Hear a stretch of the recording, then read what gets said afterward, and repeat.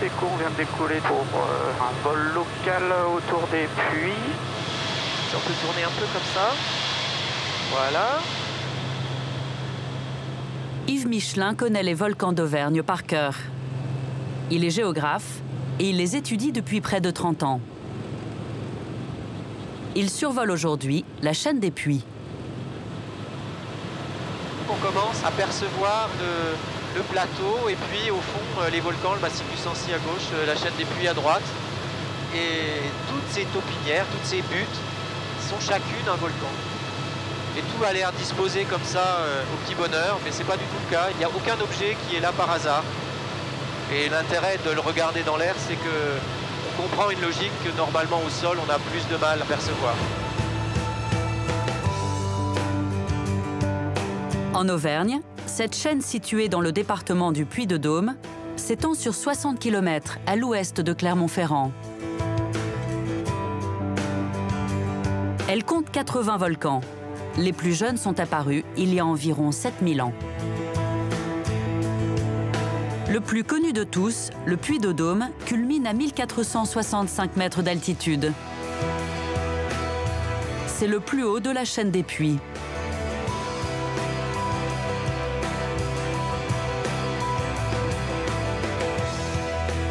À son sommet, un relais de télévision.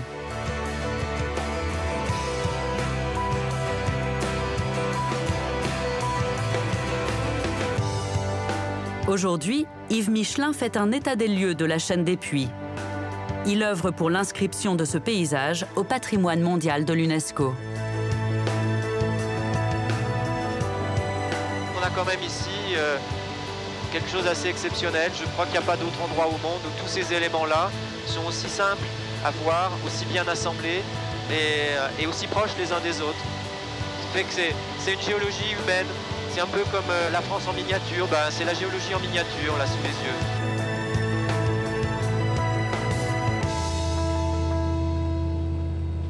Alors, on va faire un tour de ces deux-là, qui sont le puits de Sarcouy et le puits des Goules, qui ne sont pas forcément bien connus, mais qui sont représentatifs. Le Sarcouy, comme on le voit bien là, c'est une boule, c'est une demi-sphère. C'est lié à la nature de la lave, qui est une lave très visqueuse, et c'est un volcan sans cratère, c'est pas le volcan qu'on imagine. Et juste à côté, on a le puits des Goules, et lui c'est un cratère, parce que la lave qui est sortie était plus riche en gaz, d'où un cratère. Et donc on a là, comme au musée, deux exemples parfaits de types de volcans, le dôme et le cône, et ils sont côte à côte. Et il n'y a pas beaucoup d'endroits dans le monde où on a aussi proche, avec des formes aussi simples, aussi belles, tout ça à portée de main. Alors, la petite tache noire là sur le puits de Sarcouy, c'est une grotte. Cette grotte est en fait une carrière. Elle a été exploitée pendant des siècles pour fabriquer des sarcophages mérovingiens, puis pour édifier des églises à partir du Moyen Âge.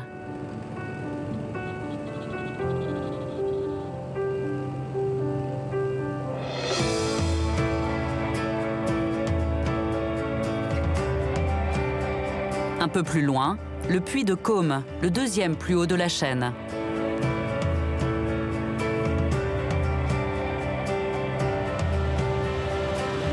C'est vraiment celui moi que j'adore. Là c'est magique parce qu'en fait il y a deux cratères l'un dans l'autre. Il y en a un grand et puis un petit qui a poussé dedans. C'est époustouflant quoi, parce que on a des cercles parfaits, on a comme des lèvres.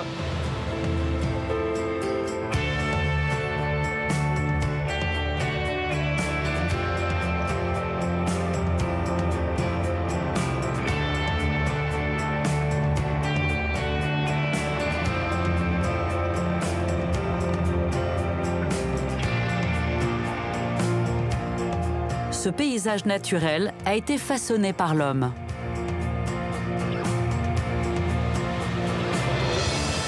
Ce qui est très amusant sur ce site, c'est on voit des lignes comme ça. Et ces lignes, elles ne sont pas du tout naturelles. Elles correspondent à des limites de parcelles parce que ce puits de Côme, il a été acheté par les habitants. Les habitants se sont partagés les bois et donc chacun après les a exploités comme il voulait. Donc ça dessine des lignes et ces lignes, elles dessinent les formes géologiques. Et c'est un mariage assez original entre une histoire, des pratiques humaines et une forme géologique exceptionnelle.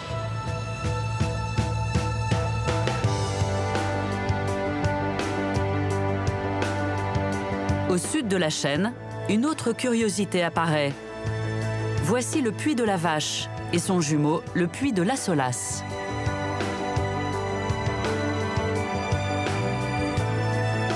Ces deux volcans sont nés d'une seule éruption.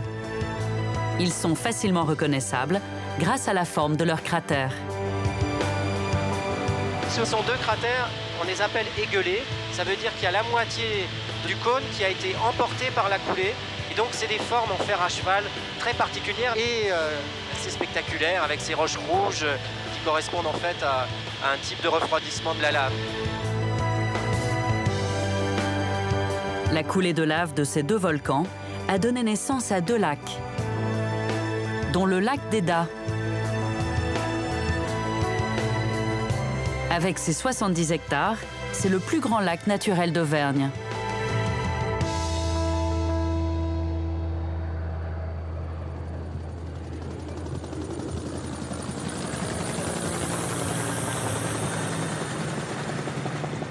Ici, la végétation a recouvert la plupart de ces reliefs et masqué leur forme d'origine.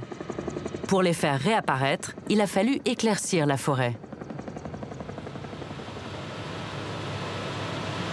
On va aller maintenant faire le tour d'un puits qui est le puits de Vichâtel. C'est celui-là qui a un cône magnifique. Et ce puits de Vichâtel, il est en train d'évoluer, son paysage est en train d'évoluer. On va petit à petit réouvrir le volcan et le rendre plus lisible. Et là, on voit le cratère qui était totalement boisé il y a 5 ans et qui aujourd'hui est en train de se réouvrir. Et donc l'idée, c'est pas de tout enlever, mais c'est petit à petit d'ouvrir le paysage, de le rendre plus lisible. Et donc on a un vrai dialogue là entre de l'écologie et puis de l'ouverture au public.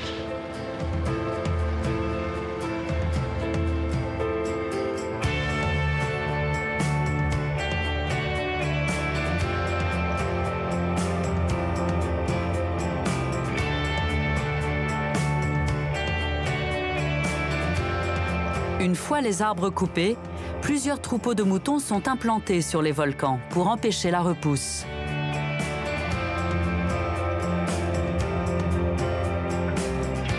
Ces volcans, si on peut les voir, c'est parce qu'il y a une activité humaine. C'est l'activité humaine qui en fait met en scène tous ces éléments géologiques. Donc là où c'est chaotique, il y a des arbres. Là où le sol est plus profond, il y a des prairies ou des cultures. Et puis ces cultures, elles vont s'arrêter juste en limite de coulée volcanique. Donc elles dessinent ces différences géologiques qui sinon seraient invisibles parce que tout serait boisé. Il n'y aurait que de la forêt. Et donc l'esprit du plan de gestion, c'est de tout faire pour mettre en scène les dimensions géologiques du site et de le faire avec les agriculteurs, des forestiers, des habitants.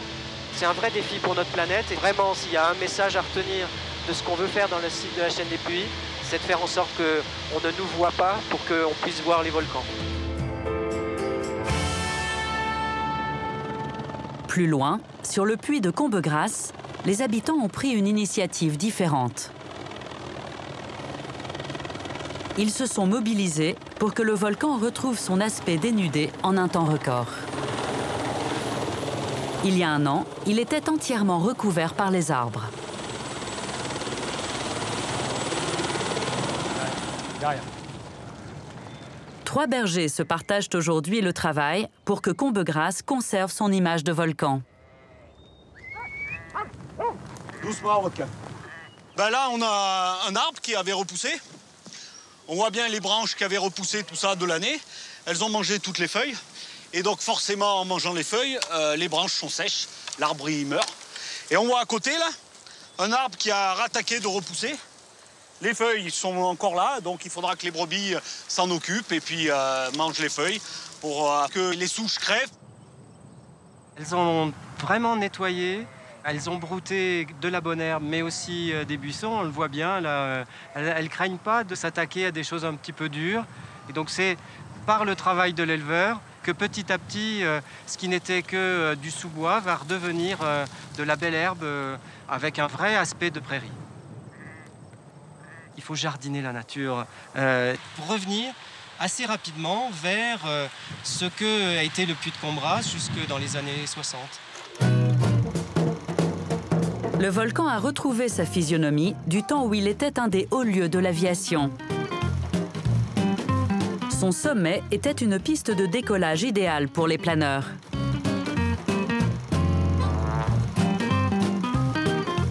Dans les années 20, un meeting aérien d'envergure internationale était organisé chaque année sur le puy. Les gens du village ont été mobilisés pour faire les porteurs d'avions et pour tirer les planeurs pour qu'ils décollent. Ce rassemblement était tellement important, il y a eu tous les ministres qui montent avec une motochnie pour assister au spectacle, parce que c'était pas seulement un meeting, c'était aussi un concours pour développer l'aviation. Ce meeting ne s'est pas fait là par hasard du tout. Ah si, ça s'est fait à Combe-Grasse, c'est parce que les promoteurs de ce meeting, ce sont des grands barons de l'industrie, c'est la famille Michelin à Clermont-Ferrand, c'est les forges, c'est vraiment des patrons passionnés de l'aviation et qui voulaient que l'aviation se développe et qui ont proposé de le faire près de chez eux. Défriché et réaménagé, le puy de Combe-Grasse est à nouveau accessible et offre un sublime panorama. Allez, venez vite. Il ne faut pas baisser les bras. C'est maintenant qu'il faut continuer pour réaliser les choses. Donc là, maintenant, il faut en prendre vraiment soin. On a là un vrai dialogue avec la montagne, avec la nature, et ça me plaît vraiment beaucoup.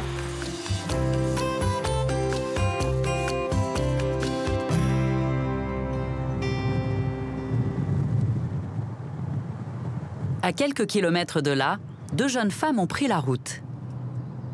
Elsa et Léa sont chargées de faire l'inventaire du patrimoine des villes thermales en Auvergne. On est juste au pied du Puy de Dôme. Il est absolument superbe. C'est un peu notre phare au Puy de Dôme, en fait. C'est notre boussole. C'est notre boussole, ouais.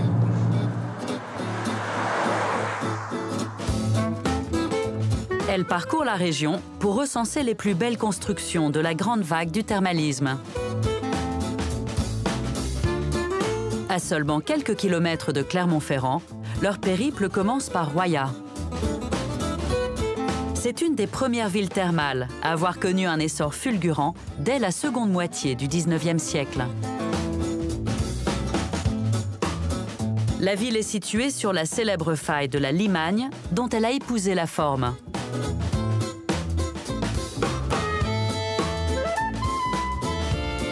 Le quartier thermal réunit un casino-théâtre, des grands hôtels et des villas autour des thermes.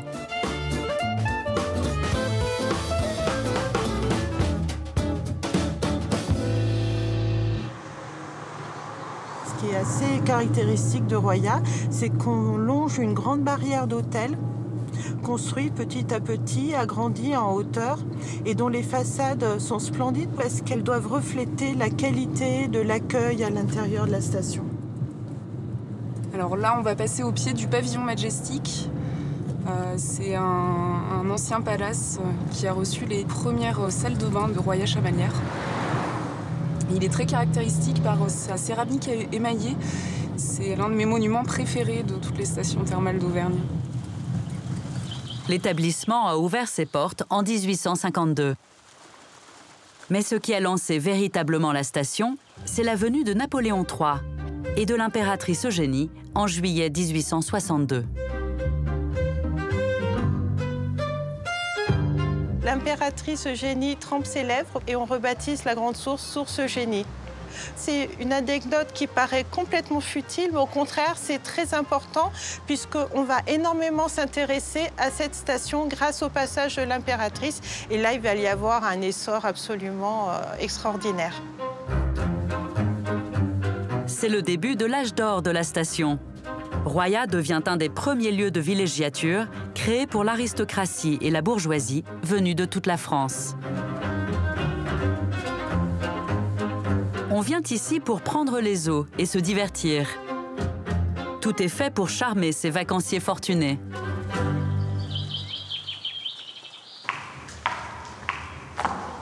Alors ici, on est au sein du hall central des thermes de Royat. Il faut savoir que l'établissement thermal, c'est vraiment la pièce maîtresse de la station thermale. C'est elle qui va permettre de véritablement communiquer sur la station, raison pour laquelle on retrouve un côté vraiment monumental et fortement ouvragé au sein du hall dès l'entrée du curiste. On a un luxe au niveau du décor qui est absolument extraordinaire. Au plafond, on a une magnifique voûte entièrement peinte qui rappelle beaucoup l'architecture antique, avec les mêmes motifs qui sont repeints régulièrement. Et la petite cerise sur le gâteau, on a un splendide vitrail qui va s'étaler sur les 3 arcs en plein cintre avec un effet de perspective et comme point culminant central, le puits de Dôme représenté avec des couleurs de fleurs, de genêts, de bruyères, etc. Depuis le hall, ces portes donnent sur des espaces de soins. D'un côté les femmes et de l'autre les hommes. Pour retourner à l'hôtel après les traitements, rien n'était trop beau pour ces curistes. Alors, il faut vous imaginer, bien évidemment, que ces personnes ne voulaient pas être vues après les soins, mal habillées, mal coiffées, même ces messieurs. Donc, ce que l'on faisait, on leur proposait un service de chaise à porteurs ou des auvergnats bien costauds, aller les chercher dans leur suite à l'hôtel. On les emmenait directement dans la cabine de soins. Ensuite, on les raccompagnait chez eux pour se promener, en allant écouter les concerts, etc., etc.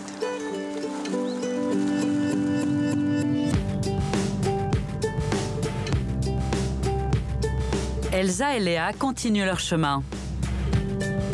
Elles suivent la route des villes d'eau, un circuit de découverte qui existe depuis plus de 15 ans. Elles se dirigent vers Châtel-Guyon, à une trentaine de kilomètres au nord de Royat. Ah, ça y est. On voit le château de Tournoël en hauteur, pile en face de nous. Situé sur un éperon rocheux, le château fort médiéval de Tournoël se dresse à quelques kilomètres du célèbre village de Volvic.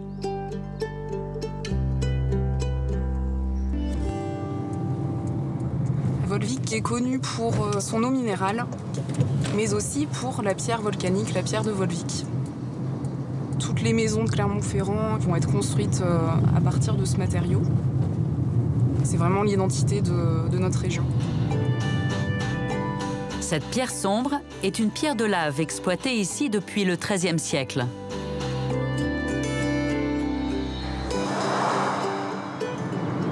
D'ici, on a un point de vue qui est assez sympa sur la station thermale de Châtel-Guyon.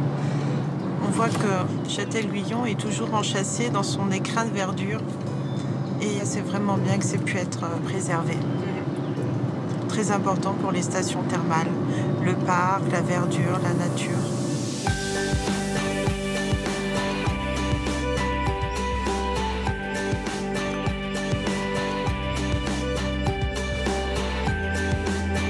Entre plaine et montagne, sur les contreforts des Combrailles, Châtel-Guyon se niche dans un site naturel remarquable.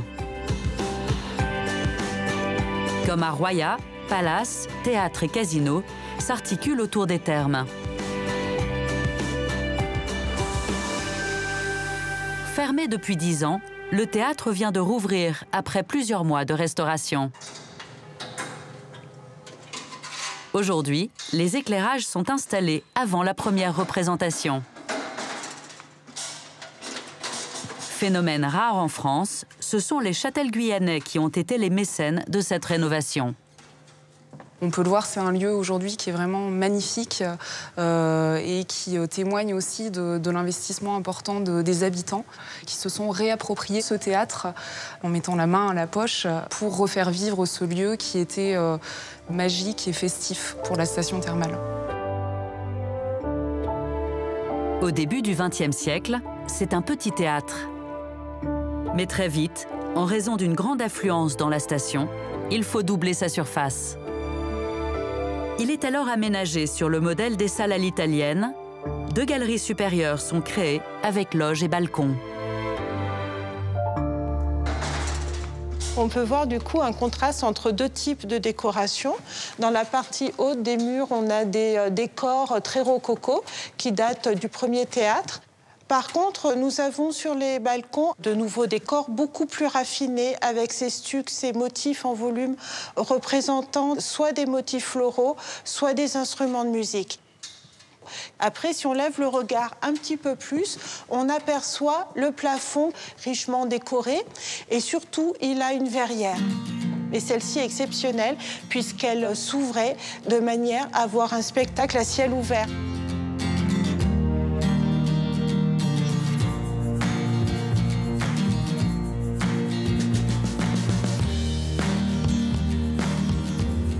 La mission d'Elsa et Léa se poursuit au sud, vers le Sancy,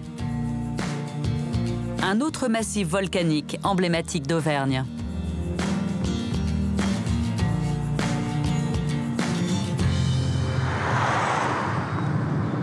À chaque fois que je viens dans le massif du Sancy, j'ai l'impression d'être partie en vacances et vraiment que ça me donne une impression de dépaysement total.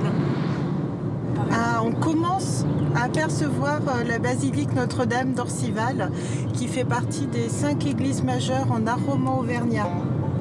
Elle a cette forme caractéristique avec le clocher et les chapelles rayonnantes. Elle est absolument sublime.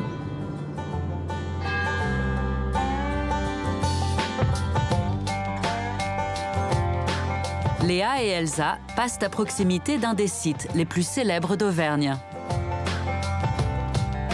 Deux roches qui se font face, la roche Tuilière et la roche Sanadoire. La roche Tuilière, c'est une roche qu'on a utilisée pour extraire la lauze. On en a couvert d'ailleurs beaucoup les toits des églises et des maisons. Et la roche Sanadoire, elle veut dire aussi roche sonnante. Parce que quand on la frappe, il y a un son qui est émis. Juste à côté, le lac de Guéry.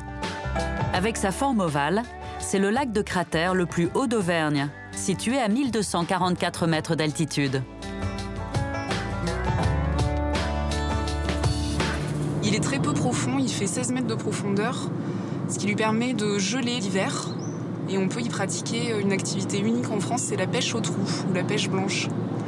Les visiteurs viennent, font leur trou dans la glace et ils pêchent le temps d'un week-end. Et bien sûr, l'été, on peut y pratiquer la pêche à la ligne. Waouh! J'adore cette arrivée. On voit tout le massif du Sancy.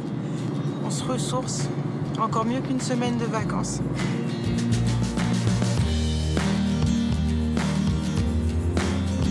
Les deux jeunes femmes arrivent à la Bourboule.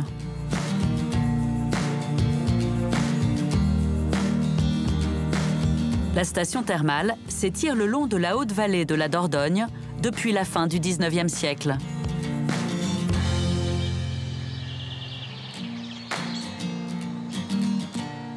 Ici, on a une vue à couper le souffle de cette station thermale avec son architecture fin 19e qui s'inspire du monde entier, notamment l'établissement thermal reconnaissable avec ses très grandes coupoles en zinc.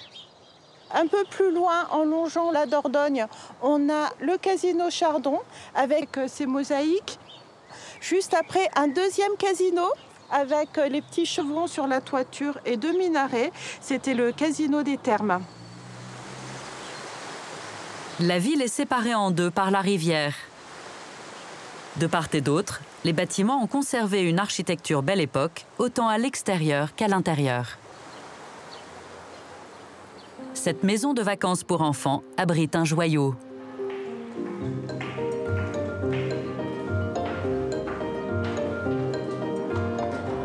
C'est ce dôme somptueux qui éclaire la salle à manger et les salons alentours.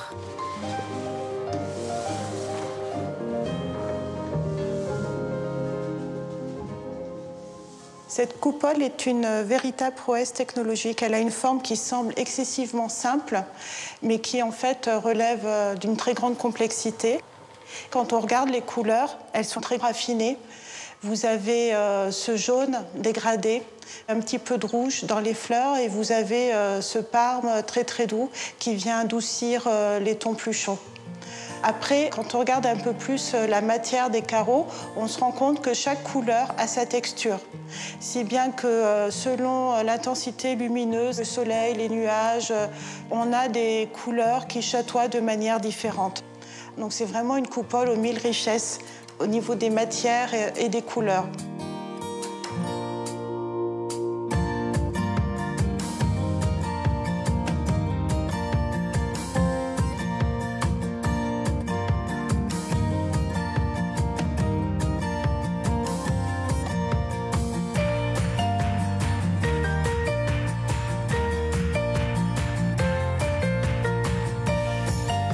En Auvergne, il existe plusieurs centaines de sources minérales. Chacune possède ses vertus, et certaines ont même la particularité d'être salées. Depuis des années, un botaniste sillonne l'Auvergne à la recherche de ces résurgences. Il les répertorie et veille à leur préservation. Voilà la source du Grand Sadladis. C'est un site exceptionnel en France. Il s'agit d'une remontée d'eau minérale des profondeurs de la Terre. Et on peut voir notamment en surface les remontées de gaz carbonique qui vont avec. Voilà, alors là on voit très bien le gaz qui remonte par le sol et qui, quand il traverse l'eau, bien sûr, forme des bulles. On les entend aussi, hein. C'est un gaz qui aurait la propriété d'empêcher la décomposition. Mais il faut savoir qu'il y en a aussi qui remontent à travers le sol directement, qu'on ne voit pas. Ce qui fait qu'on a retrouvé dans la commune, il y a quelque temps, des corps datant du IIe siècle après Jésus-Christ, qui étaient bien conservés, un petit peu momifiés si vous voulez. Et cette conservation serait liée aux fortes remontées de gaz carbonique qu'il y a dans la région. Les bords du bassin intéressent particulièrement Stéphane Cordonnier. On y trouve des plantes qui poussent habituellement sur le littoral. Alors voilà une des plantes les plus rares d'Auvergne, que l'on trouve normalement au bord de la mer, c'est le plantain maritime. On le reconnaît avec ses petites inflorescences jaunes et puis avec ses feuilles aussi très charnues, très épaisses. Une plante vraiment exceptionnelle qu'on retrouve que en Auvergne, à l'intérieur des terres, et après, bien sûr, un peu plus fréquemment sur le bord de la mer, à plus de 300 km d'ici. Il y a une petite dizaine d'espèces de plantes présentes autour de ce bassin et qui sont les seules à résister à ces teneurs fortes en sodium. Bon, c'est 10 fois moins que la mer, hein, donc on reste quand même à des teneurs en sel raisonnables, mais ça suffit pour pouvoir sélectionner les plantes. C'est déjà très contraignant pour elles de pouvoir vivre dans ces conditions-là.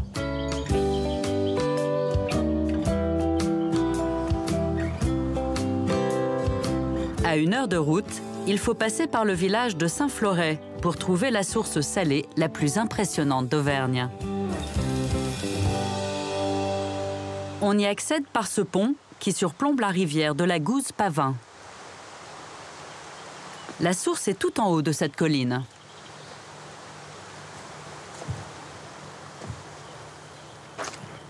On découvre la source de la Tête de Lion, qui est la plus jolie source minérale d'Auvergne. Alors on l'appelle comme ça parce que c'est une source pétrifiante. Donc l'eau dépose du calcaire et ce calcaire forme une tête de lion. C'est une source exceptionnelle parce que c'est le plus grand rocher calcaire déposé par une source en Auvergne, donc il fait à peu près une douzaine de mètres de hauteur, malgré un débit de la source qui est assez faible, hein, qui est à peu près 3 litres par minute. C'est un dépôt qui est très lent, même s'il est plus rapide que dans les grottes, donc ce sont vraiment des objets millénaires. Pour comprendre d'où vient l'eau, il faut monter au-dessus de la concrétion. Voici la véritable source. On appelle ce type de bassin un griffon. Quand on voit une source comme ça, on se demande toujours d'où vient l'eau. C'est l'eau de pluie qui s'infiltre très profondément dans le sol et qui remonte lorsqu'il y a une faille. Donc selon le temps qu'elles passent dans la terre, elles sont plus ou moins chargées en éléments minéraux. Et là, on voit très bien, par exemple, qu'elles sont très chargées en fer, ce qui leur donne cette couleur rouge. C'est une source à la fois sauvage et un peu mystérieuse, parce qu'on voit l'eau qui sort vraiment du rocher. Il n'y a aucun aménagement humain, pas de captage, pas de tuyaux. Donc on a vraiment l'impression de voir l'eau qui sort comme ça de la terre. Et c'est vraiment ça qui est intéressant.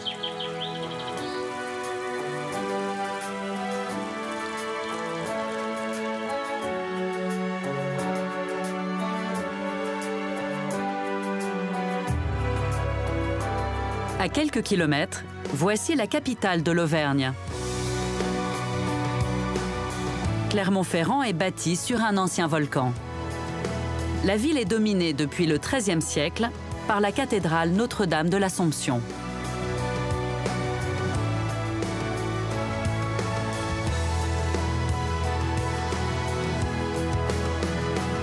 Construite en pierre de Volvic, l'édifice a donné le ton à toute la vieille ville.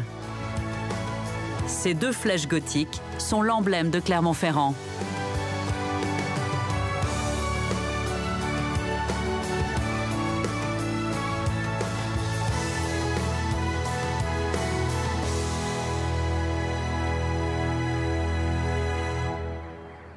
Là, on est sur la tour de la Bayette et on a une vue panoramique et magnifique sur la ville de Clermont-Ferrand. D'ici, on voit surtout au premier plan, là juste derrière le toit de la cathédrale, le centre historique de Clermont. Et si on regarde un peu au loin, on va apercevoir un îlot de petits toits de tuiles. Et ça, c'est Montferrand. Montferrand, qui est à l'origine une ville médiévale. Et ce dont on se rend bien compte, c'est le trait d'union qu'a créé l'entreprise Michelin entre Montferrand et Clermont. Clermont-Ferrand est en fait la réunion de ces deux cités. Un mariage imposé par Louis XIII au XVIIe siècle. On a conservé dans la tradition locale cette habitude de faire la différence entre Clermont et Montferrand. Quand on vit à Clermont, on est clermontois. Quand on vit à Montferrand, on est montferrandais. Et un Clermont-Ferrandais n'existe pas. Ou alors c'est quelqu'un qui est arrivé ici il n'y a pas longtemps, il n'a pas encore compris la subtilité, la différence entre ces deux centres historiques. Juste en dessous, c'est sur ces terrasses qui longent la cathédrale que Jérôme Auger, l'architecte des bâtiments de France, vient régulièrement vérifier l'état des couvertures.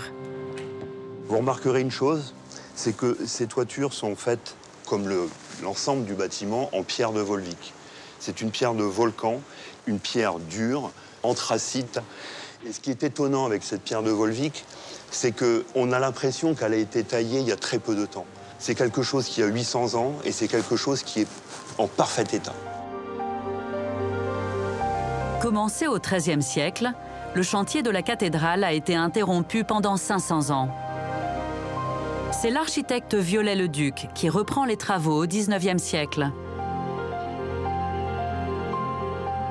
Il termine l'édifice qui l'orne de ces deux flèches majestueuses. Une de ses plus belles réalisations qu'il signe de son emblème, ce hibou grand-duc. Clermont-Ferrand se distingue par ces deux flèches. Deux flèches qui montent à presque 100 mètres de hauteur. À cette époque, au XIXe siècle, dans nombre de pays européens, il y a une sorte de course à la hauteur. Viollet-le-Duc, malgré le fait qu'il essayait d'utiliser des techniques médiévales, a aussi employé les techniques qu'il y avait à son époque. Pour monter les pierres aussi haut, il y avait des treuils à vapeur qui pouvaient monter les pierres à chaque niveau d'échafaudage. D'autre part, les pierres venant de loin, il y a une ligne de chemin de fer spécialement construite pour la construction des tours depuis Volvic jusqu'à Clermont-Ferrand. Et il y a aussi une chose qui ne relève peut-être pas de la construction, mais qui relève d'une dimension sociale. Le chantier de construction des deux flèches est un chantier de construction de l'État pour résorber le chômage. Il fallait faire travailler la population locale clermontoise et des environs sur ce chantier.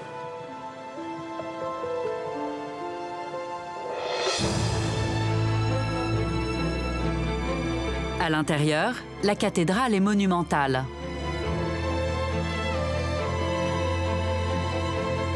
Un effet de volume accentué par les piliers qui s'élèvent à plus de 30 mètres de haut.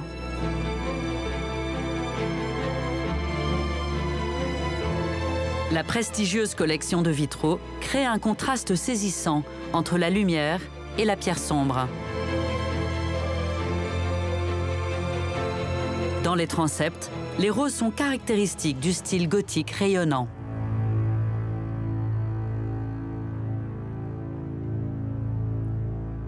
Ce qui est exceptionnel sur ces roses, ce sont ces dimensions. Et vous remarquerez que malgré la très très grande taille de la Rose, il n'y a pas de meneaux qui vont la recouper. En fait, c'est la pierre de Volvic qui permet, par sa résistance, d'avoir ces très très grandes surfaces. Et il y a aussi le mode de réalisation de la Rose qui est faite par des éléments rayonnants, mais aussi tous les éléments circulaires ou presque circulaires et qui permettent justement de résister aux pressions extrêmement fortes qu'on a sur la grande hauteur de la Rose. Sous la cathédrale, l'architecte nous guide dans un lieu habituellement fermé au public. Ici, nous entrons dans la crypte de la cathédrale romane, celle qui précède la cathédrale gothique. Elle est construite dans les sous-bassements de la cathédrale. Nous sommes dans une cave. Il y a les sarcophages très anciens. Celui-ci est du IVe siècle.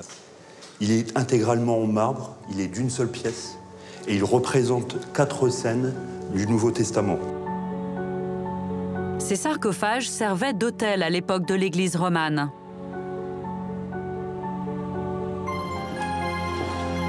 La perle de la crypte se trouve au bout de cet étroit couloir. Des peintures murales réalisées il y a environ 8 siècles. Elles illustrent la scène du Christ, multipliant les pains. Ces peintures anciennes sont en très bon état et cela est dû au fait que nous sommes dans des parties souterraines de la cathédrale où le public n'a pas accès. Le problème que nous avons, c'est celui de notre respiration et de notre gaz carbonique que nous dégageons dans l'atmosphère et qui altère toutes ces peintures. Nous sommes sur des dispositions qui sont exceptionnelles de conservation. Clermont-Ferrand est aussi connu pour sa place de Jaude. La place de Jaude, c'est la grande place de Clermont-Ferrand. C'est une place qui est le lieu de rendez-vous des Clermontois. C'est ici qu'on retrouve ses amis, sa famille. Et c'était finalement le cas dès les origines de la ville, puisqu'on a découvert que c'est dans cette zone que se trouvait le forum, c'est-à-dire la place publique de la ville qui est à l'origine de Clermont. Cette place a été entièrement réaménagée entre la fin du XIXe siècle et la Première Guerre mondiale. À cette époque-là, les villes, à commencer par Paris, se dotent des premiers grands magasins. À Clermont-Ferrand, on va installer sur la place de Jaude les Galeries de Jaude. C'est dans un magasin comme celui-là qu'on pouvait trouver pour la première fois tout au même endroit. Un peu plus loin, l'Opéra, un théâtre à l'italienne qui fait face à cette statue équestre, un autre des symboles de la ville. On ne peut pas se balader sur la place de Jaude sans aller saluer le Vercingétorix de Bartholdi, commandé pour commémorer la bataille de Gergovie. C'est la seule bataille de la guerre des Gaules gagnée par les Gaulois qui était, pour cette bataille, menée par un chef arverne, Vercingétorix. D'ailleurs, le mot Auvergne vient d'Arverne.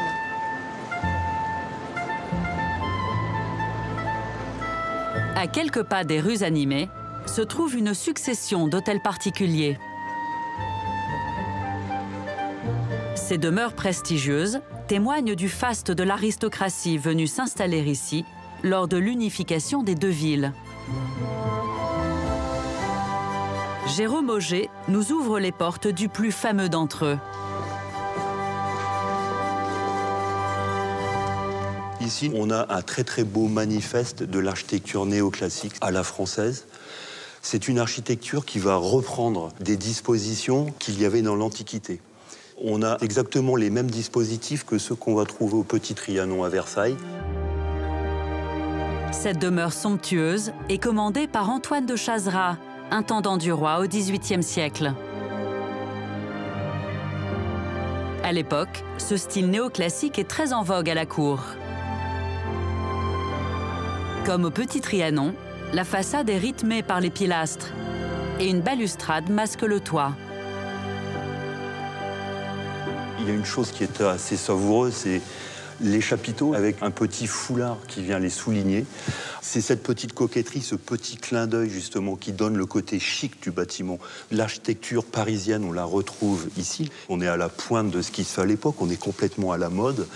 Antoine de Chazerat, lui, il est intendant du roi, c'est-à-dire que c'est la personne qui lève les impôts sur toute la région d'Auvergne de l'époque. Et Une personne qui a ce rôle et cette fonction en province, éloignée de Paris, doit rappeler aux personnes qui vivent sur ces territoires qu'il est l'écho de ce qui se passe à la capitale royale. À l'intérieur, cette pièce est restée dans l'esprit de l'époque. C'est une des pièces les mieux conservées de l'hôtel de Chazera. Ici, nous sommes dans le salon d'honneur. Ce qu'on va trouver au-dessus des 4 portes, les motifs des 4 saisons. Alors ici, nous avons le printemps. On voit des poutis dans une nature qui commence à renaître avec quelques feuilles. Ensuite, l'été, on voit les poutis en train de faucher les blés. On voit toutes les gerbes qui sont par terre. Sur celui-ci, l'automne. Et ensuite, dernière saison, l'hiver, on voit les poutis sous une tente, l'un qui souffle dans un chalumeau à côté d'un feu pour essayer de se réchauffer. Les 4 saisons, donc on va retrouver dans nombre de bâtiments de cette époque-là.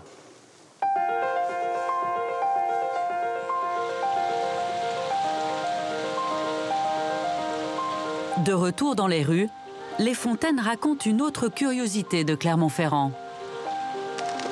On en compte plus de 50, d'époques et de styles différents.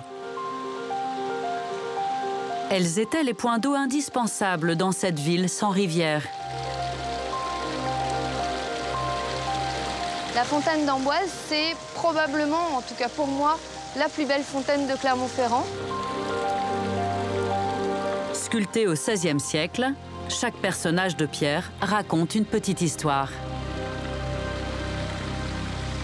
Quand on fait le tour de la fontaine, on va se rendre compte que les sculpteurs s'est amusé à faire une petite dame qui lève ses jupes et fait pipi. C'est un peu la mannequin piece au féminin ici à Clermont-Ferrand. Et puis ce personnage qui est au sommet de la fontaine, il a une place de choix. Quand on arrive sur la place, on le voit tout de suite. Cette fontaine a été faite seulement quelques années après la découverte du Nouveau Monde. Et là, on a un exemple typique du sauvage du Nouveau Monde qu'on découvre et que les Européens du début du XVIe siècle ont peine à considérer comme des hommes. Et donc là, on le représente avec l'anatomie de l'homme, mais il a les poils de la bête.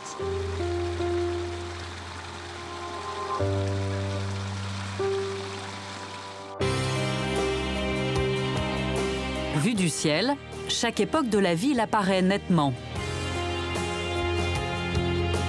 Alors que Clermont se reconnaît à sa cathédrale, Montferrand, avec son plan en bastide, a gardé son identité forte et différente du reste de la ville. À proximité, un bâtiment spectaculaire. Les pistes d'essai de l'entreprise Michelin. Leur forme surprenante est connue de tous les Clermontois.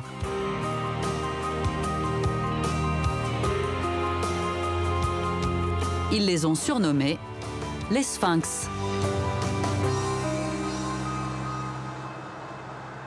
Nous sommes ici entre Clermont et Montferrand. Et en fait, c'est cette usine de Michelin qui fait le lien entre Clermont et Montferrand. Et ces bâtiments, les pistes ont été construites au milieu des années 20. Et au moment de leur construction, elles se trouvaient en pleine campagne. Et petit à petit, l'urbanisation de Clermont-Ferrand a progressé jusqu'à venir encercler le site sur lequel on se trouve aujourd'hui. Il y a un réel attachement aujourd'hui des Clermontois vis-à-vis de ces bâtiments, mais très peu d'entre eux ont eu l'occasion de rentrer à l'intérieur. Ces pistes sont désaffectées depuis les années 2000. Mais dans les entrailles du bâtiment, tout est resté intact. 5 pistes monumentales sont disposées les unes à côté des autres. La plus longue mesure 420 mètres. Elle servait à tester des pneus fixés sur ces chariots. Ils fonctionnaient 24 heures sur 24 et parcouraient jusqu'à 250 000 km par an. L'objectif ici, c'est de faire des tests d'endurance des pneus. C'est pas fait pour faire de la vitesse, mais c'est fait pour faire de la distance. Le principe de ces rampes, c'est que les chariots faisaient des allers-retours incessants. Sur la ligne droite, c'est l'énergie électrique qui permet de les faire rouler. Arrivé en bas de la pente permet de ralentir le chariot et de le freiner en haut de la pente. Et ensuite, la gravité permet au chariot de repartir dans l'autre sens. Et à l'autre bout du bâtiment, il retrouve exactement la même rampe inclinée. Et le processus se reproduit quasiment à l'infini. Ce qui est fascinant dans l'histoire de Michelin, c'est de voir comment est-ce qu'on passe d'une petite manufacture de province familiale au bord de la faillite à un leader technologique mondial. André Michelin et son frère Édouard reprennent la petite entreprise familiale de caoutchouc. L'un est un industriel, l'autre est artiste peintre. Ils fondent Michelin et compagnie en 1889. Et très vite, c'est le succès. Dès le début du XXe siècle, les cités Michelin sortent de terre pour loger les salariés de plus en plus nombreux. Les frères Michelin ont bien compris que pour réussir à se démarquer, il fallait toujours proposer quelque chose de nouveau. Donc leur créneau, c'est l'innovation.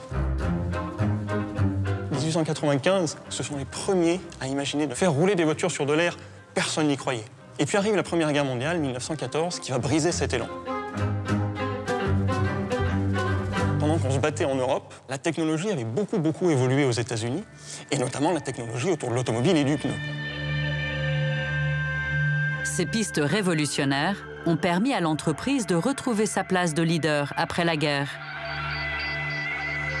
Et 25 ans plus tard, Michelin innove encore. Au début des années 70, Michelin a mis au point un véhicule pour tester les pneus de poids lourds. On le surnomme le 1000 pattes et il sert à tester les pneus de poids lourds à grande vitesse.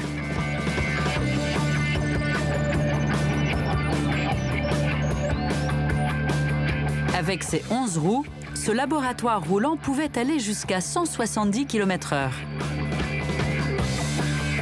Le pneu testé se trouvait à l'intérieur même du véhicule.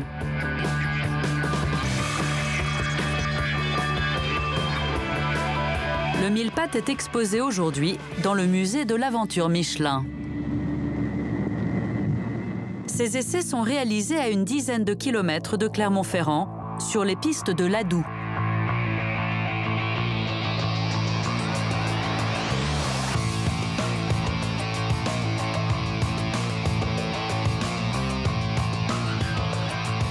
Ce matin, 2 camions testent de nouveaux pneus sur un circuit mouillé.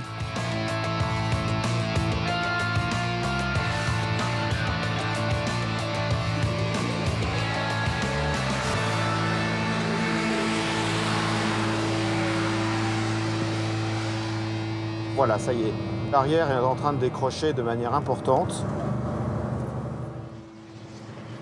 L'objectif est d'anticiper les manœuvres les plus dangereuses, et en particulier la bête noire des chauffeurs de poids lourds, qui est la mise en portefeuille du camion, c'est-à-dire quand la remorque est capable de fermer l'angle avec le tracteur. Le site ici est absolument exceptionnel. On est sur un site sur lequel on a un réseau de pistes unique au monde, avec plus de 40 km de pistes. 70% des innovations mondiales sont développées, testées ici, pour pouvoir après être à la conquête de toute la planète.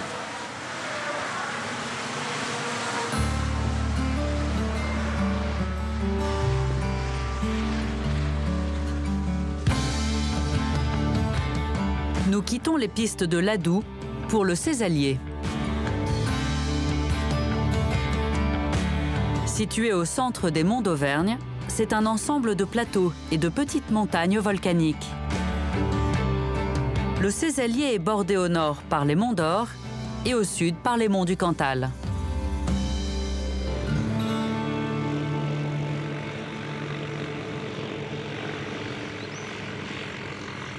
Nous sommes sur l'aérodrome de Brioude. Frédéric Surmely est archéologue, spécialiste de la préhistoire. Il étudie l'histoire de l'habitat auvergnat depuis plus de 20 ans. Décollage. Aujourd'hui, il s'apprête à survoler un des sites les plus mystérieux d'Auvergne. Des traces dont on ne sait presque rien et qui s'observent mieux vues du ciel.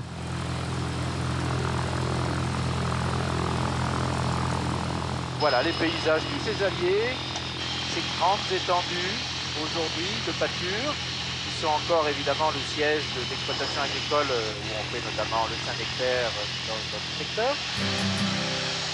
Et puis, toute l'histoire qui ici a été préservée, conservée.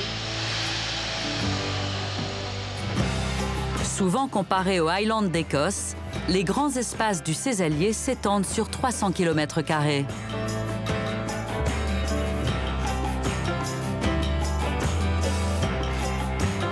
Ces vastes paysages d'estive ont été surtout défrichés par les moines vers l'an 1000. Au sol apparaissent les nombreux habitats saisonniers des bergers, installés au fil des siècles dans ces montagnes. Alors on voit ces petites constructions là, ça c'est la dernière génération des fermes d'altitude, ce qu'on appelle les burons. C'est un terme auvergnat qui désigne ces petites constructions d'altitude où traditionnellement, au cours des 2 derniers siècles, les bergers vivaient, ils fabriquaient le fromage, pièces de vie, pièces d'activité, et puis après généralement il y a une pièce qui était destinée à l'affinage, à la conservation, une cave. Donc il y a toute une histoire, des structures pastorales. Quelques kilomètres plus loin, perchée sur un promontoire basaltique, l'église romane de Dauzat-sur-Vaudable domine le petit village. Elle est considérée comme l'une des plus belles églises romanes d'Auvergne.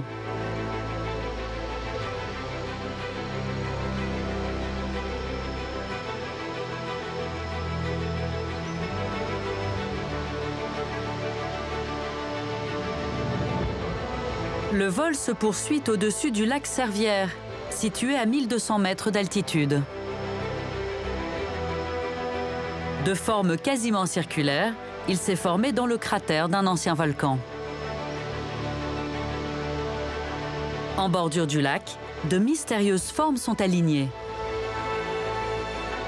Elles correspondraient à des vestiges d'habitations très anciennes.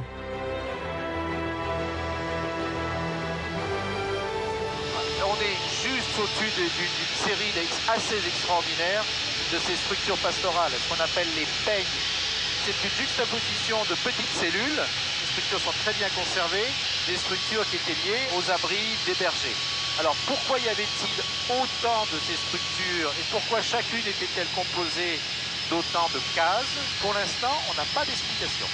On pourrait supposer, vu la situation des lieux, l'implantation par rapport au lac, que c'est lié à l'estive, que c'est relativement récent, quelques siècles. Mais alors, pourquoi il y en avait autant? Là, c'est vraiment une énigme archéologique. Il y en a dans tout le Sancy, il y en a dans le Césalier. C'est quand même très particulier. Je ne connais pas d'équivalent dans les autres massifs montagneux français.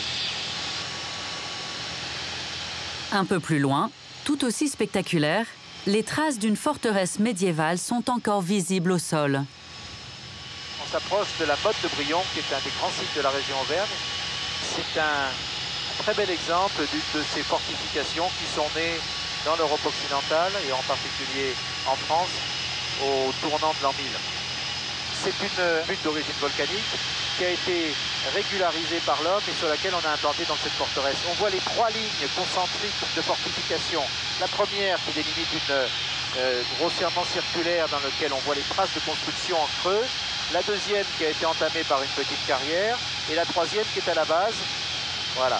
Et c'est un site qui est extraordinaire et on voit toutes ces traces d'anciennes maisons liées soit à la résidence du seigneur, soit à l'habitat de personnes non nobles. Alors il y a plusieurs dizaines de constructions, donc on peut penser que la population était importante. Mais attention quand même, toujours pareil en archéologie, il se peut aussi que ces traces que l'on voit au sol soient le résultat de plusieurs phases de construction de cette forteresse. On sait qu'elle était complètement abandonnée au milieu du XVe siècle.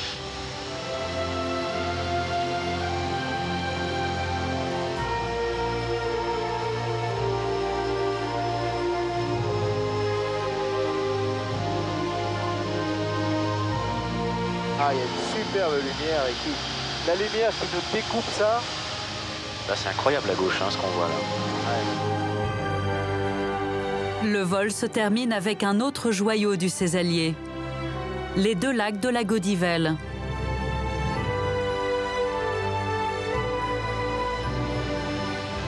Le lac d'en bas qui est un lac d'origine glaciaire et le lac d'en haut qui est un lac d'origine volcanique, qui est un cratère d'explosion volcanique qui s'est ensuite, entre guillemets, comblé par les ruissellements d'eau.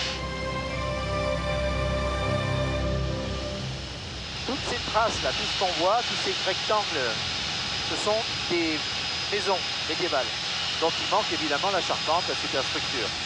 Et on voit qu'il y en a une vingtaine, peut-être 30 à peu près.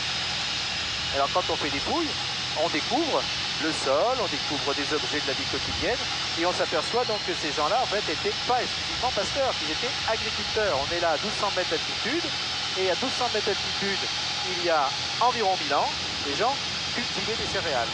Et ce n'est qu'après, aux alentours du XIIIe siècle, que va avoir lieu le grand basculement des paysages, de l'histoire économique d'ici.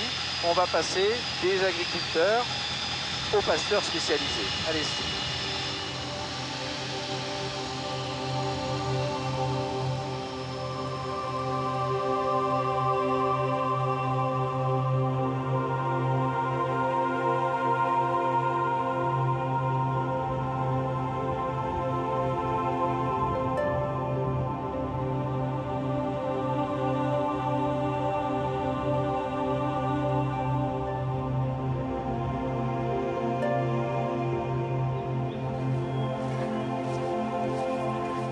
Allez mes grands, debout. Allez. Allez, explosive. Allez. Allez. Allez, Fanette. Allez, explosive. Allez. Allez ma belle. Fortuna. Viens vite. Il est 5 h du matin sur le massif du Sancy. Très bien. Allez. Hop. Calou et Patrice Chassard réveillent leurs vaches. Nous sommes début septembre et c'est la démontagnée, le moment de changer les vaches de prairie. Elles viennent de passer tout l'été dans cette estive et le pâturage est épuisé. Elles vont redescendre dans des prés plus bas dans la vallée. Franchement, c'est le top. Hein. Voilà, on a une vue plongeante sur le massif du Cantal, le Césalier. De ce côté, on voit déjà les prémices de la chaîne des Puys. Voilà, et nous, on est en plein massif du Sancy, là, avec les cloches en plus. Et on revit. Ah, ici, voilà. Allez, petit. Travailler avec des animaux, c'est déjà émouvant. Voilà. L'estive, ça a une valeur pastorale, bien sûr, mais ça a aussi une valeur sentimentale. Parce que c'est des pâturages qui étaient exploités par les grands-parents, en fait, il y a des années de ça. Et c'est vrai qu'il y a toujours cette partie un peu sentimentale qui fait que on a moins de problèmes, enfin, moins de problèmes pour se lever à 3h30 pour aller traire, par exemple, des choses comme ça. Il y a aussi ça. Puis il y a des choses qui ne se monnaient pas. Il y a des choses, voilà, le lever de soleil que vous avez vu ce matin, c'est voilà, c'est top du top.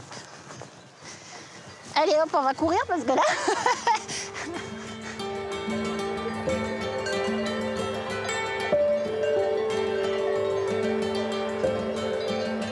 La famille Chassard produit du fromage Saint-Nectaire fermier depuis plusieurs générations. Pour atteindre la nouvelle prairie, leurs vaches vont devoir emprunter la route nationale et parcourir près de 10 km jusqu'au petit village du Verdier. Il y a des enfants qui nous suivent aussi, donc ça c'est sympa aussi. C'est des pages en fait qui sont importantes pour nous et je pense qu'elles sont importantes pour eux aussi. C'est un peu la transmission du savoir-faire. Ça aussi c'est important.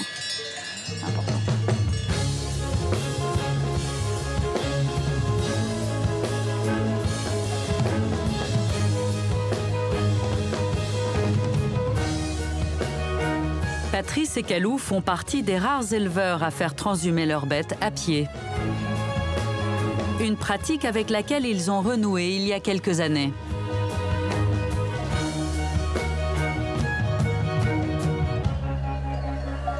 Historiquement, ça descendait en bétaillère ou en camion. Elles sont plus serrées à l'intérieur, elles sont moins à l'aise, elles craignent. Alors que là, en marchant, elles sont tranquilles, elles s'assoient, on ne les sent pas stressées du tout, quoi. Peut-être un peu fatiguées, mais pas stressées.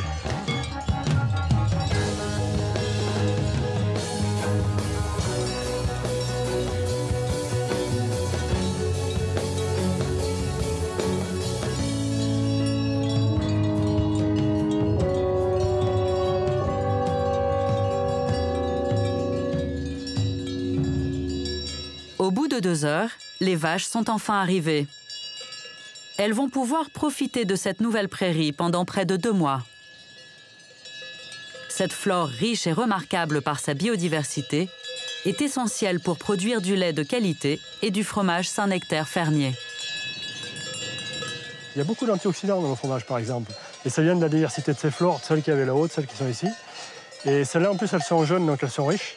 Donc non seulement ça va être bon pour la composition, mais ça va être bon pour la quantité aussi. Donc, parce que comme c'est meilleur, elles, ça va mieux leur faire d'effet, quoi.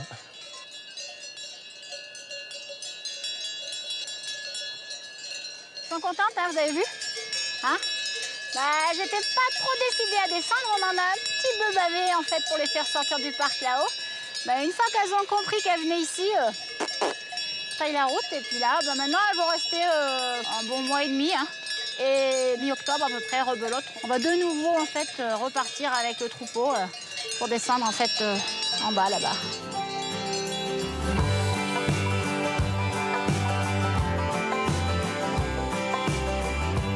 Nous sommes sur les terres du Saint-Nectaire.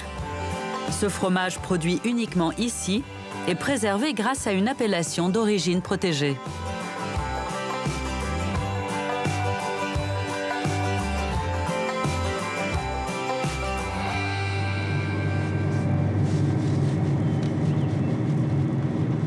François Pérou est chargé de contrôler ce processus de fabrication. Toute l'année, il sillonne la région à la rencontre des producteurs. Là, sur notre gauche, on a une magnifique vue sur le Sancy et les monts qui l'entourent. C'est vraiment un choix de vie, vivre au milieu des prairies, au milieu de la nature, puisque les villes, c'est pas trop ce que j'aime. Je préfère vraiment ces grands espaces ouverts avec les vaches, essentiellement des vaches d'ailleurs.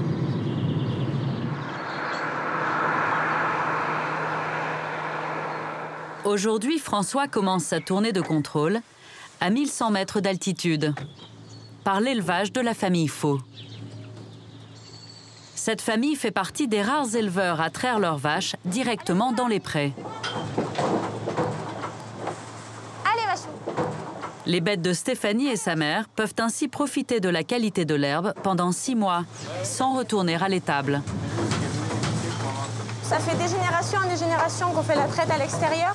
Maintenant, on s'est modernisé depuis 2009. On a acheté cette machine qui est toute en inox, donc qui nous permet de traire à l'extérieur l'été. Et après, c'est la même machine qui nous sert à l'intérieur l'hiver. Allez, les filles. Allez, on y va. Allez, comtesse, va-t'en. Il n'y a pas beaucoup de jeunes de ma génération qui sont restés, qui ont repris l'exploitation de leurs parents. Quand on est petit, on va toujours faire autre chose. Moi aussi, c'était pareil. Et puis, en fait, après, quand je suis partie en ville, l'air de la montagne m'a toujours manqué. Et puis, de toute manière, dès que je revenais de l'école, de suite, j'allais aider à maman à faire la traite. Ça m'a toujours plu. Donc, ce qui m'a poussée aussi, c'est que mes parents avaient monté une structure et donc je les voyais travailler quand même assez durement. Donc, ça m'aurait embêté si, justement, cette exploitation ne serait pas restée en famille, serait partie à des étrangers. Et puis, c'est vrai que maintenant, on peut se diversifier dans l'agrotourisme. Maintenant, on fait des visites à la ferme, des petits goûters à la ferme aussi. Donc tout ça, finalement, ça nous permet de faire plusieurs métiers à la fois. Donc c'est ce qui est intéressant aussi, de pouvoir développer tout ça, tout en étant à la base agriculteur. Elle a décidé de rester avec nous. C'est une joie, un bonheur pour nous. Qu'elle continue, qu'elle reste avec nous. Comme on dit chez nous, la relève est assurée. Voilà.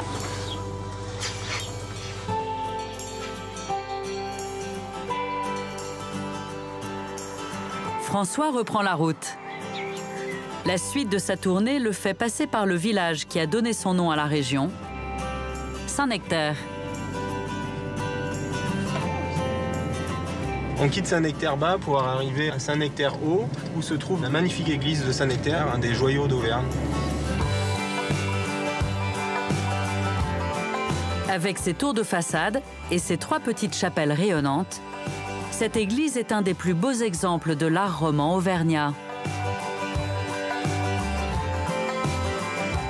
Sa construction sur ce promontoire souligne l'harmonie de son architecture.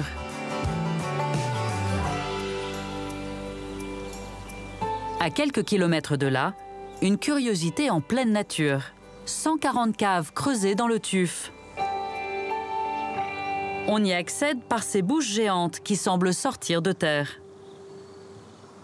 Elles ont été construites au XIXe siècle pour stocker du vin, avant de servir pour l'affinage du fromage.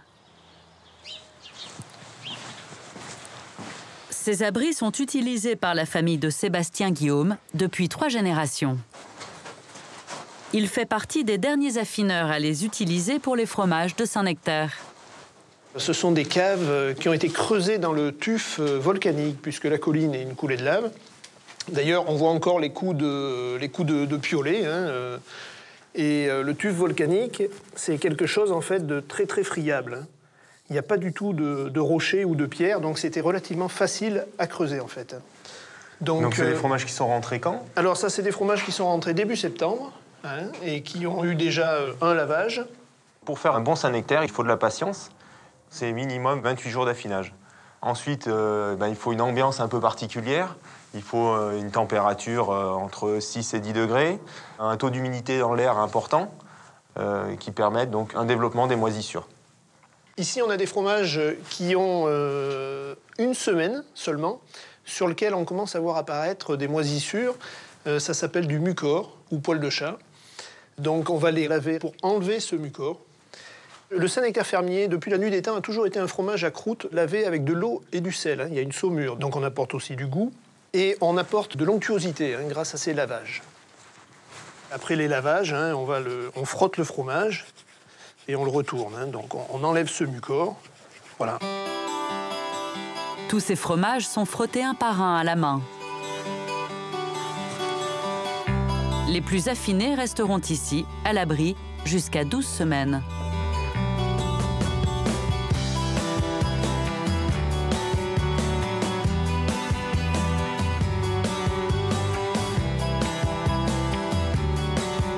La chaîne des Monts d'Or recèle un trésor.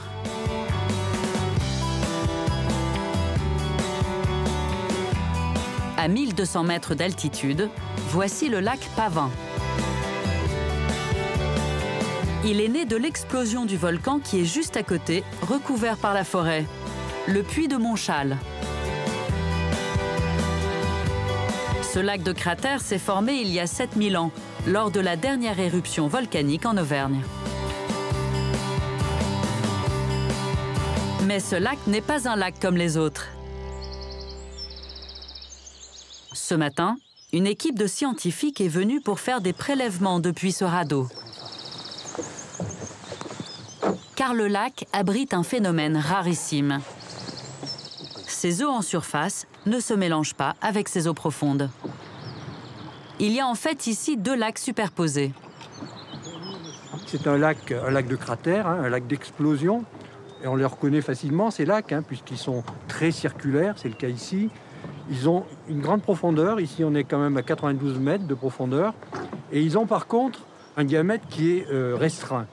Et c'est ça qui explique que finalement, ce lac n'a pas de brassage des eaux qui vont mélanger les eaux supérieures et les eaux profondes. C'est le seul de ce type en France métropolitaine.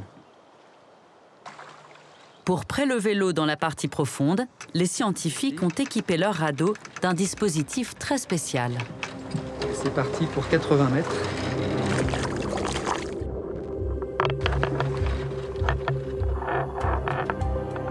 L'eau va être prélevée dans les 30 derniers mètres de la couche inférieure du lac. Cette zone intéresse particulièrement les scientifiques de cette opération, dirigée par Christian Amblard. À partir de 60 mètres jusqu'au fond, vous avez une zone tout à fait originale, qui n'a pas d'oxygène, qui n'a pas de lumière, qui est à une température très faible, 4 degrés. Et justement, dans cette zone, il y a une vie microbienne qui est tout à fait exceptionnelle. Et pour les 3/4 d'entre eux, ils n'ont encore jamais été décrits sur le monde entier.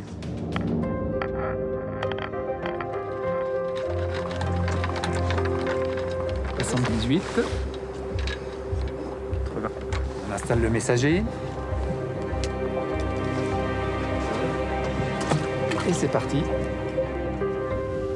En bas, le messager permet de refermer la bouteille qui collecte l'eau. Il reste 5 minutes. La bouteille, maintenant étanche, remonte à la surface avec l'échantillon.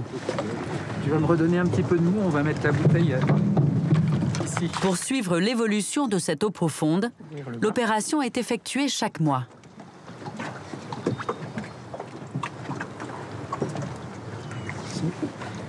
Vous voyez les petites bulles là, c'est essentiellement du méthane qui dégaze. Et pourtant, on a là de l'ordre d'1 million à 10 millions de micro-organismes par millilitre. La vie microbienne est extrêmement développée. Et donc la réflexion qu'on peut avoir, c'est de se dire que si ces micro-organismes se développent dans des conditions aussi difficiles, aussi extrêmes, c'est qu'ils ont des potentialités qui peuvent être intéressantes dans le domaine des biotechnologies. On arrive maintenant à traiter des déchets organiques et à les transformer en bioénergie grâce aux mécanismes qui sont employés par les micro-organismes du fond de ce lac. Donc nous avons là un joyau et qu'on a une responsabilité extrêmement importante qui est de le conserver.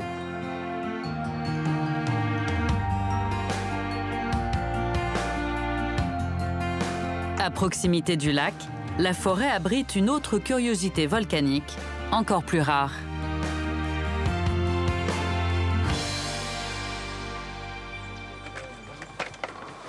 Allez. On l'appelle le creux du Souci. Aidé par des spéléologues, Christian Amblard descend cette verticale de 25 mètres. Il va rejoindre une expédition scientifique qui s'apprête à explorer ce site unique.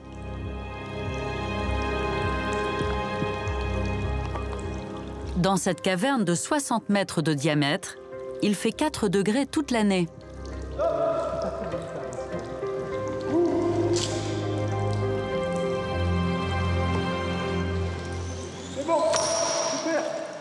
Ah bah pour moi, c'est tout à fait remarquable, hein. C'est la première fois. Donc j'étais très intrigué de savoir comment on pouvait se situer au fond.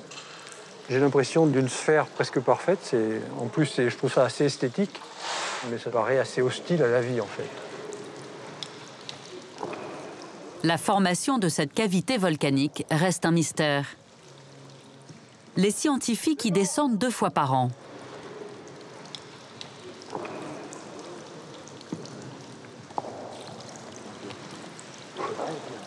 C'est le volcanologue Pierre Boivin qui dirige cette mission aujourd'hui.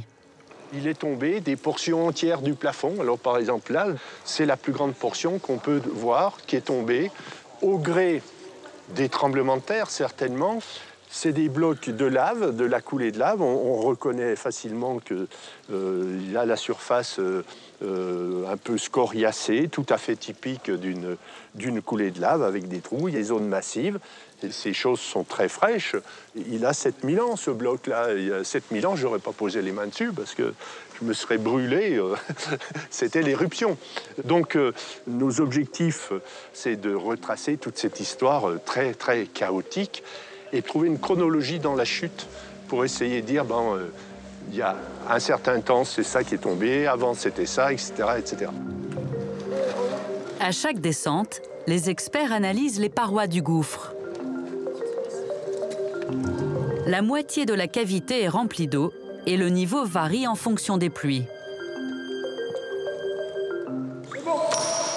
Cette structure qu'on a là sous les yeux avec le lac, c'est quelque chose qui est absolument unique en France et puis même très certainement au monde. Et en tout cas, il n'y a pas d'équivalent à ma connaissance. Ce lac est une énigme géologique. Les spéléologues l'étudient à chaque descente dans la cavité. On part en plongée à 20 mètres à peu près dans de l'eau à 1,8 degrés et avec une visibilité de 1 mètre à 50 cm. On va faire des prélèvements des sédiments, des prélèvements d'eau également dans cette partie qu'on appelle zone profonde pour pouvoir faire les expérimentations qui vont bien.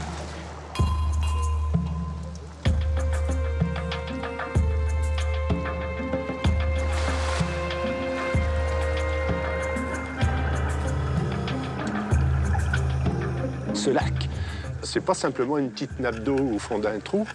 Les plongeurs descendent de plusieurs dizaines de mètres au fond. Donc c'est une galerie, c'est un puits qui s'enfonce. Là, on ne sait pas jusqu'où, parce que c'est tout simplement hors de portée humaine. Les collègues l'étudient en termes de chimie des eaux, en termes de biologie. Il y a des développements de plancton là-dedans. Et puis, il y a un défi sportif pour les plongeurs qui descendent et qui ont sans doute beaucoup d'adrénaline à ce moment-là.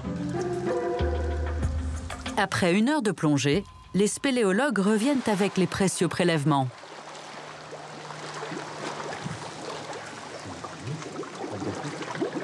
Allez, tiens, Didier. Merci. Merci. Bocal de sédiments.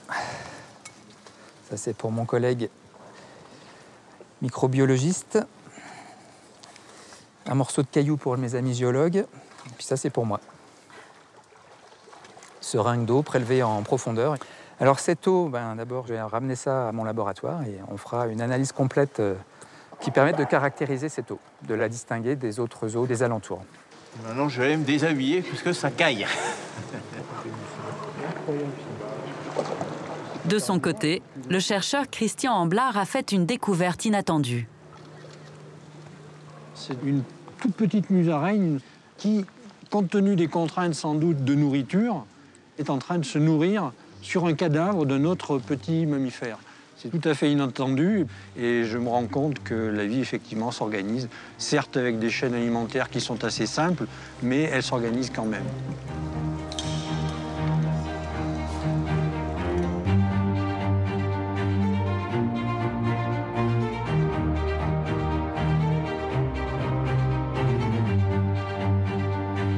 Nous quittons le massif du Sancy et le Puy de Dôme pour nous rendre à Saint-Flour, dans le département du Cantal. Capitale de la Haute-Auvergne, la ville est située à 900 mètres d'altitude, sur le plateau volcanique de la Planaise. Il est dominé par le plomb du Cantal. C'est un des plus vieux volcans d'Auvergne. Il s'est formé il y a près de 3 millions d'années. Avec ses 1855 mètres d'altitude, le plomb du Cantal est le 2e plus haut sommet du Massif central, après le puy de Sancy.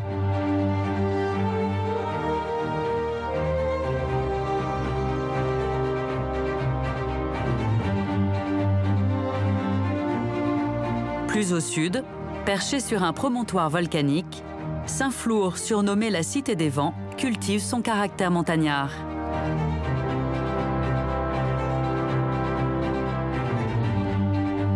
Elle est séparée en deux, avec la ville haute située sur la Planaise et la ville basse nichée dans la vallée de l'Ander.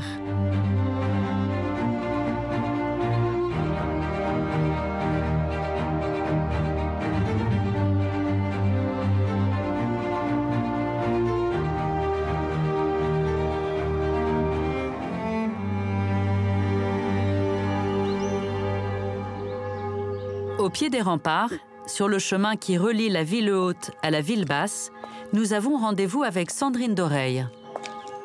Nous arrivons sur un site incontournable de la ville, la main de Saint-Flour. La légende raconte que Florus, venu évangéliser donc ces hautes terres, se trouve confronté à une muraille rocheuse. Désespéré de ne pouvoir accéder au sommet, il prend appui sur la paroi et implore le ciel. À ce moment-là, le miracle se produit, la brèche s'ouvre et Florus peut ainsi accéder au sommet. C'est comme cela que les origines de la ville vont être fondées, Florus donnant son nom, Saint-Flour. Dès le XIVe siècle, Saint-Flour était une place forte et stratégique dans la région. Protégée par ses remparts, bordée à l'époque par un chemin de ronde, la ville était quasiment imprenable. Sa sécurité était aussi assurée par la ville basse. Le pont fortifié est le témoin d'une tradition perpétuée jusqu'au XVIe siècle. Au centre du pont trônait une sorte de réduit, une sorte de loge qui avait simplement quelques mètres carrés. Et à l'intérieur vivait une jeune femme ou un jeune homme qui était enfermé jusqu'à sa mort. Ils vivaient des oboles que les Saint-Florins leur donnaient. Et par leurs prières, ils allaient protéger la ville des épidémies et des attaques. Alors vous imaginez bien que les conditions de vie étaient extrêmes. Leur durée de vie, c'était à peu près de 1 mois à 1 année, 5 ans pour la plus endurante. Mais il ne faut pas oublier que cet enfermement était véritablement volontaire, que généralement c'était un honneur pour les familles et que d'ailleurs ces familles étaient anoblies. Saint-Flour est caractérisé par sa cathédrale monumentale aux allures de château fort. L'édifice de style gothique est en basalte et a été construit pour l'essentiel au XVe siècle. Après les destructions de la Révolution française, seules 2 tours sur les 4 originelles ont été relevées. La façade est ornée de 3 portails flamboyants. Une statue en pierre de Volvic représentant Saint-Flour est placée au-dessus de l'entrée principale.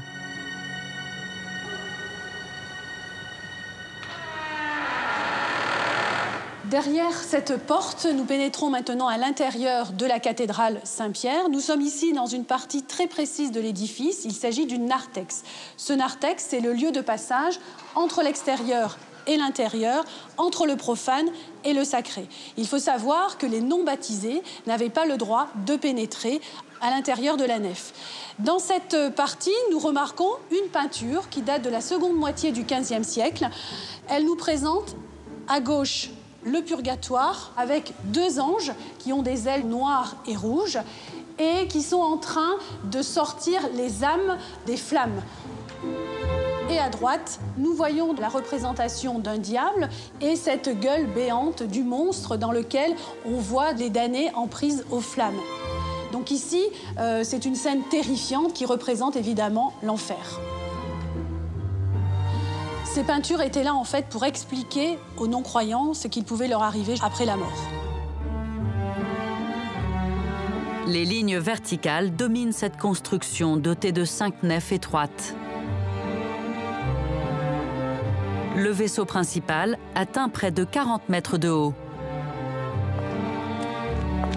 Dans la nef centrale se dresse un grand Christ noir en bois de noyer peint, appelé le Beau Dieu noir.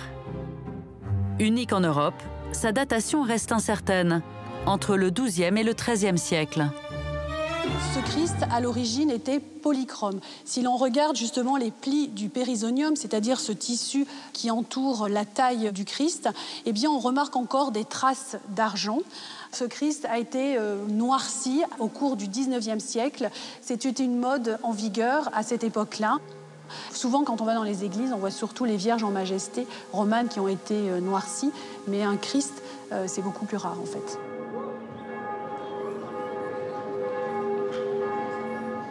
Les ruelles de Saint-Flour abritent de nombreux hôtels particuliers. Leurs façades témoignent de la richesse de l'ancienne noblesse locale. À 2 pas de la cathédrale, Sandrine Doreille nous ouvre les portes d'une de ses demeures les mieux conservées.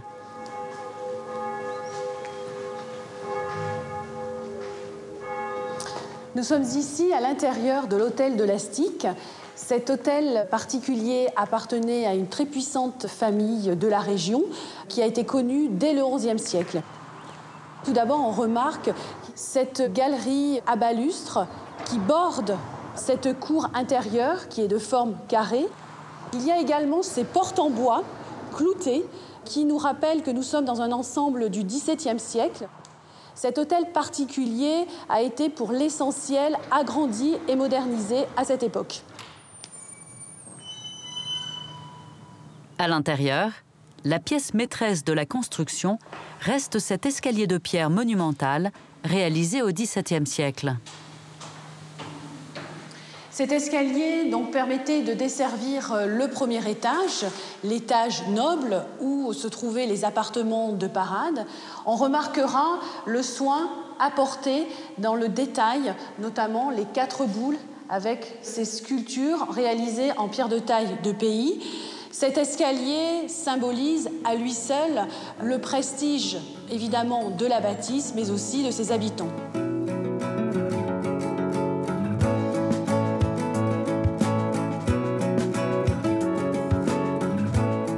À l'arrière de la ville s'étend le vaste plateau de la Planaise. Cette terre volcanique a longtemps été le terroir idéal pour les lentilles blondes de Saint-Flour. Complètement disparues dans les années 60, ces cultures font leur retour depuis une quinzaine d'années.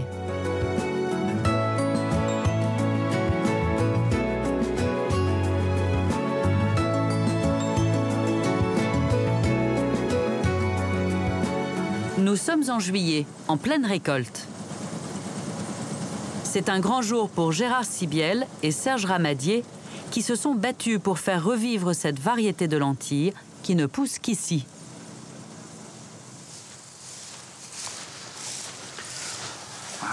Elles sont bien sèches.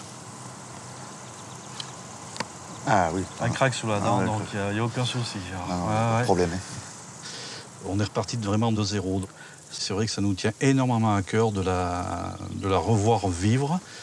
Et c'est aussi une philosophie du produit dans le sens où nous n'avons pas d'engrais, pas de pesticides. Donc je pense qu'on est dans l'ère du temps aussi de la nouvelle consommation. Et donc c'est vraiment une renaissance et une résurrection pour notre lentille.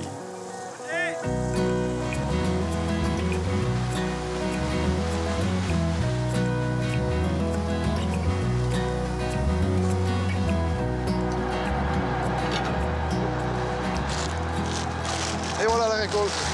Bon. Elle est sale, mais bon, on l'a triée. Humide. Ah, elles sont bonnes, ça sent le terroir, la terre.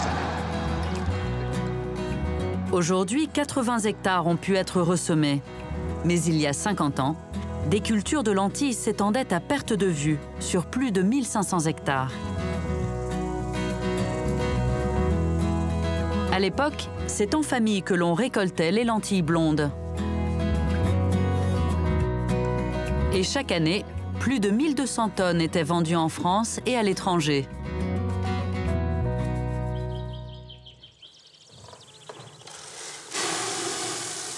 La résurrection de la lentille blonde de Saint-Flour n'aurait pas pu se faire sans Gérard Sibiel. C'est dans la grange de ses grands-parents que tout s'est joué il y a une quinzaine d'années. C'est une machine qui date des années 1900. C'était mes grands-parents qui l'avaient acheté parce qu'ils étaient négociants en lentilles. Et tous les jours, après les moissons, ils triaient les lentilles là. C'était très dur à l'époque. Le travail pénible signe l'abandon de la lentille blonde. Mais un jour, Gérard apprend que la mairie de Saint-Flour lance un appel pour retrouver ces fameuses graines devenues introuvables. Chassant que mes grands-parents et mes parents faisaient des lentilles, je suis monté là. Et en cherchant bien, en tournant, j'ai trouvé un petit kilo de vieilles lentilles que j'ai mis dans une boîte et que j'ai après envoyé à l'INRA. Et après 3 ou 4 ans de recherche, on a choisi une variété, la Flora, qui s'adaptait très bien au climat. C'est vrai que ça me fait chaud au cœur de refaire des lentilles après mes parents et mes grands-parents. En montant là, j'ai pu relancer le produit et aujourd'hui, je suis très content. C'est formidable.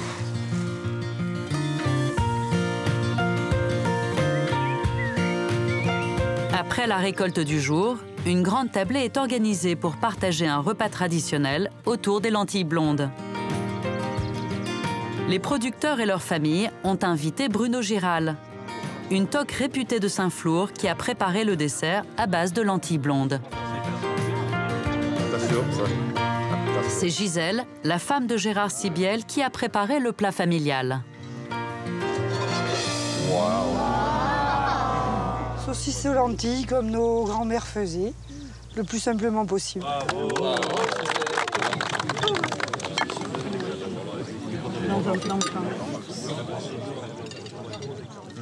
Extra. L'authenticité. Il n'y a pas mieux. Non. Super. On retrouve ce goût châtaigne, ce côté noisette qui est propre à la lentille blonde de Saint-Flour. On est encore dans un pays qui a cette authenticité et il faut qu'on la préserve, c'est vraiment une nécessité. Le dessert est réalisé à base de confiture de lentilles blondes, une création du chef Bruno Giral. Dans la confiture, on retrouve un peu le grain, donc ça va donner un petit croquant qui sera intéressant. Il a réalisé un nouvel entremets qu'il propose à la carte de son restaurant. Voilà.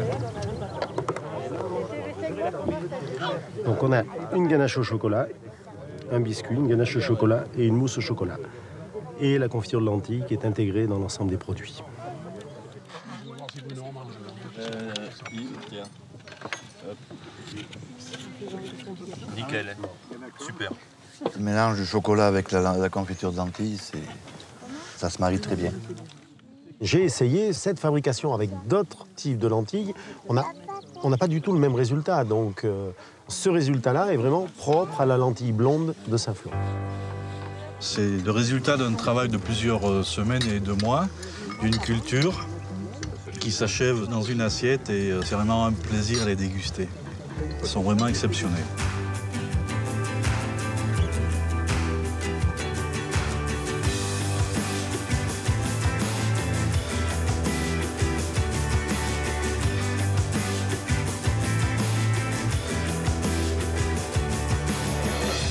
Notre voyage à travers l'Auvergne nous emmène maintenant au nord de la région.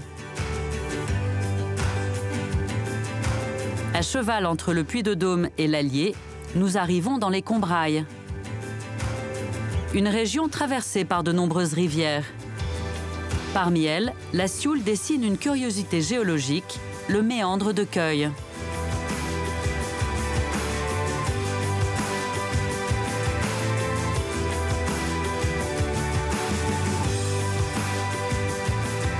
Pour traverser la vallée, il a fallu construire un géant.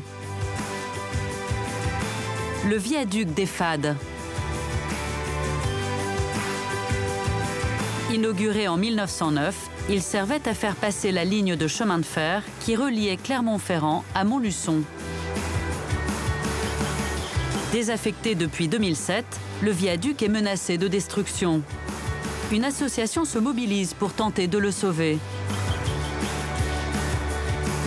Ce matin, suspendu à plus de 130 mètres au-dessus de la rivière, des cordistes inspectent la structure de l'édifice.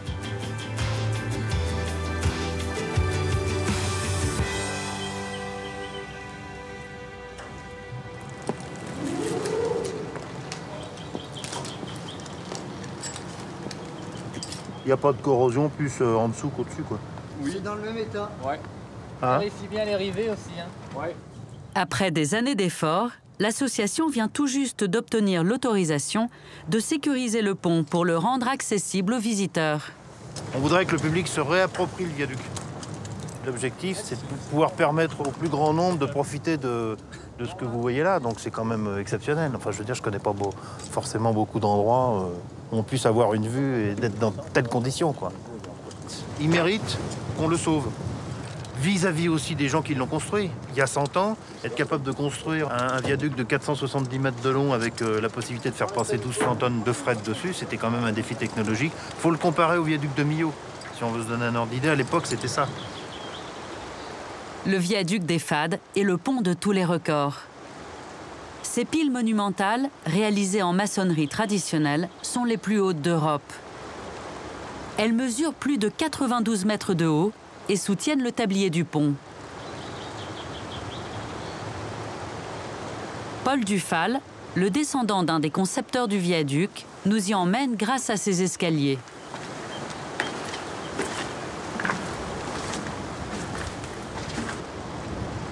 C'est le moment le plus intéressant de la visite ici. Une structure comme ça, aussi imposante, aussi lourde et aussi régulière, c'est quand même quelque chose d'impressionnant quand on pense que c'est des gens qui connaissaient pas grand-chose. La plupart des gens qui ont fait ça ne savaient pas les réécrire. À l'époque, les travaux sont une aubaine pour la région. Durant 8 ans, 800 personnes se succèdent sur le chantier. Des tailleurs de pierre, des maçons, mais aussi des riveurs, chargés de l'assemblage de la structure métallique. Tout était rivé. On ne connaissait pas la soudure telle qu'on la connaît aujourd'hui. Et à cette époque-là, on posait les rivets avec 2 personnes. Et on chauffait le rivet dans un petit four. C'était quelque chose de très compliqué. Et sur un viaduc comme ça, il y a des millions de rivets. La vallée étant très étroite et très encaissée, toute la travée centrale a été construite au moyen de cages qui avançaient en même temps que les travaux. Et quand ces cages se sont rejointes, le viaduc était fini. Avant son inauguration, un train de 1000 tonnes a dû traverser l'ouvrage pour tester sa solidité. La résistance de l'édifice est renforcée par un détail de construction ingénieux visible au sommet de chaque pile.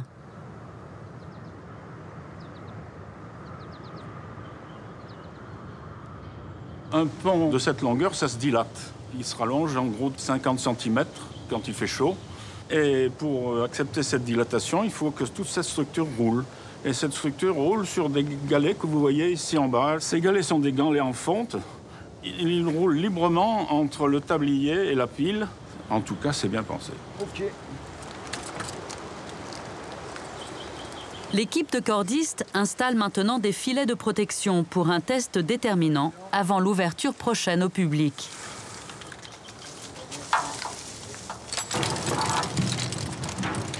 Cette ligne de vie permettra d'aller jusqu'à l'autre bout du pont.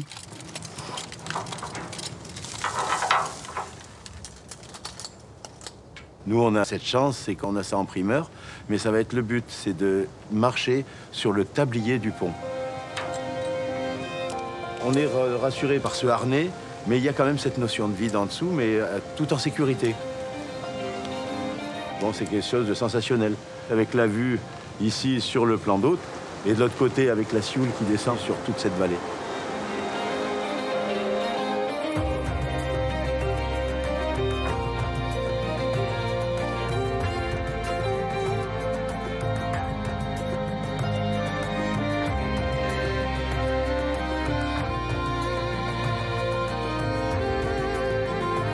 Plus loin sur la Sioule, voici le château Rocher.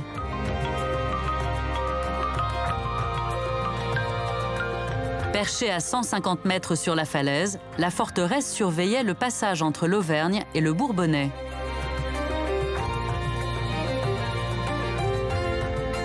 Parmi les autres gardiens de la rivière, le château Dauphin.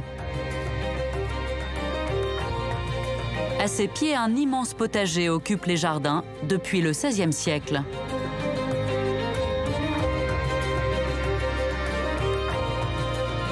C'est un des 42 monuments de la route historique des châteaux d'Auvergne. Une association créée il y a près d'un demi-siècle.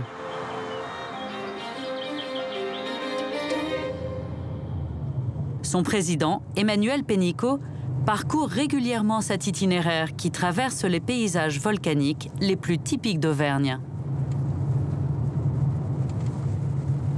On commence à découvrir les grands espaces qui nous entourent en montant sur cette coulée de lave qui fait plus de 100 mètres de haut et qui coupe complètement le territoire en deux parties, comme d'autres coulées de lave qui donnent à notre pays, ici, le nom de pays coupé.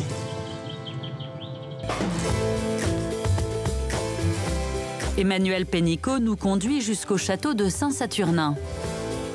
Il l'a acquis il y a 10 ans et a entrepris de le restaurer.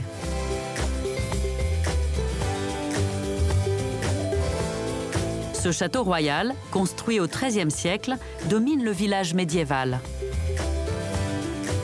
Sa sublime église romane est en vis-à-vis direct avec la forteresse. Agrandi et embelli sous l'influence de la Renaissance, le château a longtemps appartenu à la reine Catherine de Médicis. Durant le XVIe siècle, elle aurait fait aménager des jardins d'inspiration italienne.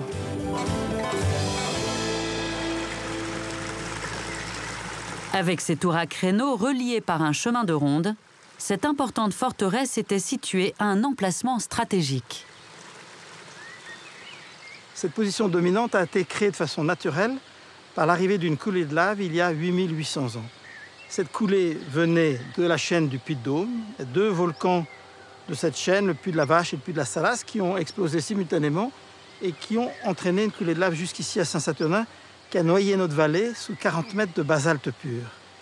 Et ce basalte, on le retrouve dans les murs du fossé et dans les murs du château, parce que quand ils ont construit le grand fossé tout autour, ils ont dû casser la coulée de lave et ils ont transformé cette coulée en pierre qu'ils ont montée. La coulée de lave, c'est aussi génial parce que c'est très irrégulier. Il y a des creux et des bosses de 4 mètres de hauteur. Et l'ennemi ne peut pas s'approcher avec des équipements lourds qui avaient des grosses roues et qui ne pouvaient pas rouler sur la coulée de lave.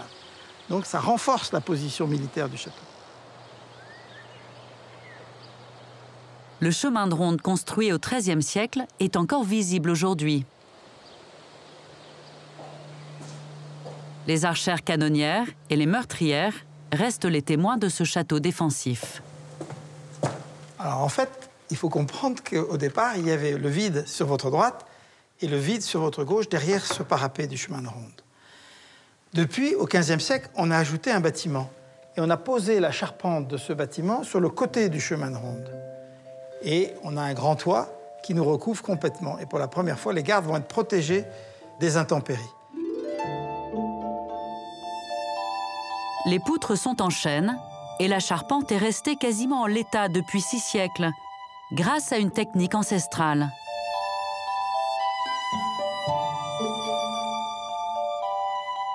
Pour que le chêne soit imputrescible, c'est-à-dire qu'il ne soit pas mangé par les termites et autres insectes, il faut qu'il soit traité. Et le traitement de l'époque, c'était des vieux arbres de 350 ans qu'on met dans l'eau pendant 150 ans et ensuite on les met dans le purin pendant 2 ans pour que l'acide du purin finisse de les protéger. On les lave, on les sèche et on installe la charpente. Mais ça marche que si les générations sont solidaires les unes des autres. Parce que chaque fois que l'on va prendre un arbre dans la réserve du lac, il faut déjà préparer d'autres bois pour les générations suivantes. Et en fait, chaque génération prépare en plantant des chênes, en coupant des chênes, en les mettant dans le lac, pour qu'il y ait toujours une réserve suffisante de bois prêt à l'emploi pour les projets qu'on ne connaît pas des générations à venir, 500 ans plus tard. Au pied du château, un jardin contemporain d'inspiration Renaissance italienne est en train d'être réalisé en hommage à Catherine de Médicis. Donc là, nous sommes sur un clémentinier, et donc qui nécessite à cette période-là d'éclaircir la plante, en fait, de la rééquilibrer, et puis de tailler des branches de manière à favoriser la pénétration de la lumière à l'intérieur, quoi. Bon, les agrumes, c'est la Renaissance, hein. C'est le charme, c'est l'exotisme. Et donc, pour nous, c'est un grand défi de mettre des agrumes ici parce qu'ils résistent à une température d'hiver qui n'est pas adaptée à notre région. Mais on a tenu beaucoup à relever ce défi, justement. Le jardin a seulement quelques mois.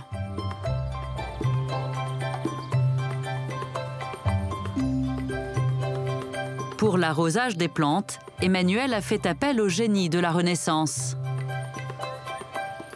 Il ne faut pas arroser les plantes avec de l'eau trop froide. Donc vous avez un bassin tampon qui est ici. Et en bas du bassin, on a ce robinet que l'on peut donc tout simplement ouvrir. Et vous allez voir arriver l'eau dans la rigole en tuile. La rigole en tuile a un côté très ingénieux, puisque à chaque joint entre 2 tuiles, vous avez une fuite. Et c'est cette fuite qui permet d'arroser le potager.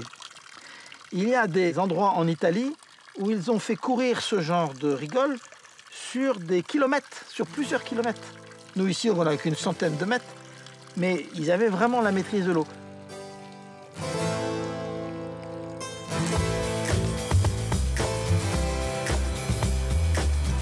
Emmanuel reprend la route des châteaux et passe par le plateau de Gergovie, le lieu de la célèbre bataille gagnée par Vercingétorix contre Jules César.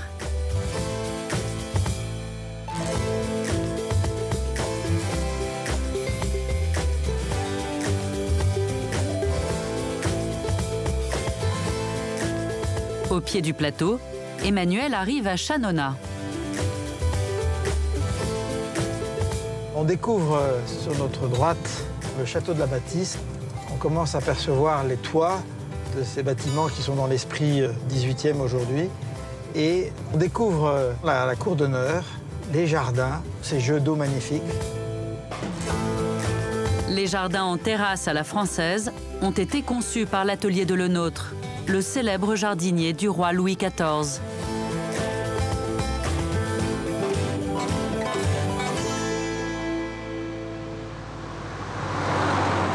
On arrive maintenant au château d'Homme. Ce château est implanté au niveau d'un col, le col de l'ancienne voie romaine, et cette forteresse du XIe siècle en assurait la garde.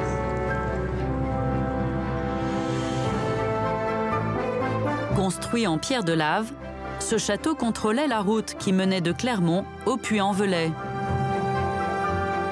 Cette forteresse défensive a conservé ses 3 tours et un donjon carré. Mais ce qui fait sa singularité, ce sont ces 2 jardins en terrasse aménagés au XVIIe siècle. L'un avec un bassin circulaire et l'autre avec une fontaine Renaissance. Les jardins du château sont classés monuments historiques. Alors, on est très impressionné quand on regarde ce jardin par la pureté, même la sobriété. Mais derrière cette impression d'ensemble se cachent 10 000 petits détails qui contribuent à cette impression. La hauteur des buis, la hauteur des ifs, l'épaisseur des haies qui sont sur le côté, les arbustes qui sont à l'arrière, qui sont un peu plus hauts, les arbres qui font transition avec le mur extérieur. Donc finalement, c'est un jardin un peu d'apparat déjà, avec des allées dans lesquelles on va pouvoir circuler, recevoir ses amis, faire des fêtes. Donc on est à cette frontière entre le XVIe et le XVIIe siècle et déjà l'embryon de ce qui va caractériser finalement le XVIIe. Les propriétaires du château se sont lancés le défi de le conserver à l'identique. Le jardin du bas est un potager historique. Comme celui du haut, il est composé de 4 carrés bordés d'arbres fruitiers. On retrouve l'idée du rond du bassin par le rond central enherbé. Et regardez les détails comme c'est joli. Ces pieds de tomates alternés un rang sur 2 avec des pieds de carde. La tomate étant plus haute que la carde qui est plus basse. Et c'est ces choix-là qui font la beauté du jardin. Le classement, il vaut à la fois parce que ça traduit les goûts et les méthodes des jardins de l'époque et aussi parce que ce jardin est préservé dans l'esprit de l'époque. Et c'est tout le mérite des jardiniers d'aujourd'hui que d'arriver à garder la configuration d'origine et à faire vivre ce jardin avec les plantes d'aujourd'hui.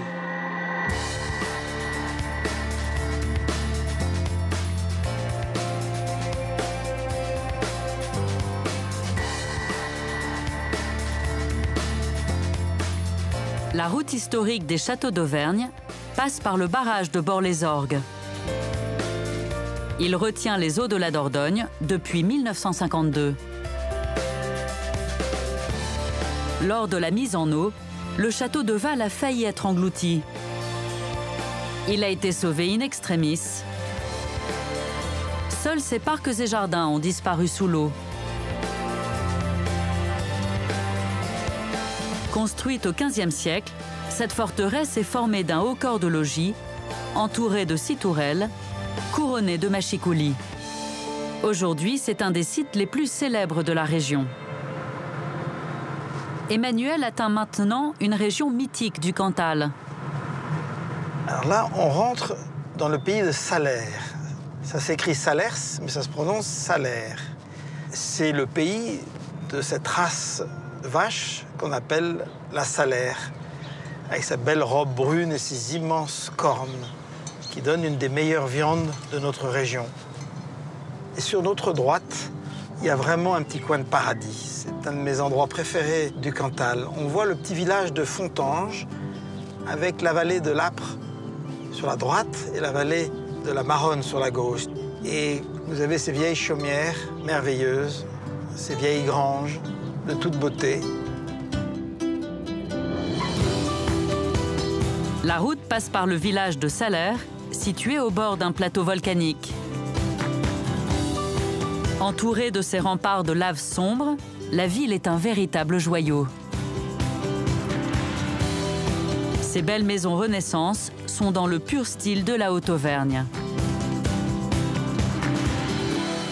La vieille ville de Salers est vraiment dans son jus, avec ses magnifiques toits en lauze, ses façades en pierre, ses petites places, sa vieille église. On n'a pas de mal à se projeter dans les temps très anciens.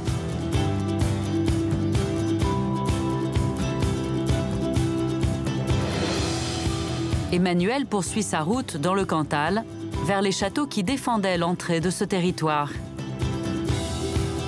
Parmi eux, le château d'Anjony dans la vallée de la Doire et le château de Messillac dans la vallée du Goul. Le château de Messillac a été édifié à partir du XIe siècle.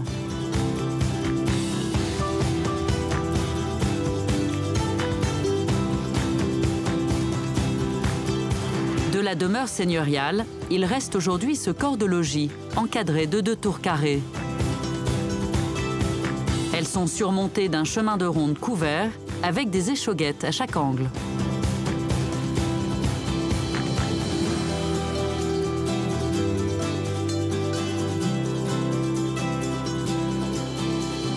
Une cinquantaine de kilomètres plus loin, voici l'un des plus étonnants châteaux de la région. Sur notre gauche, on découvre le château d'Anjony, cette forteresse perchée sur un petit promontoire et elle-même très haute, près de 40 mètres de hauteur. Très impressionnant, rien ne lui échappait.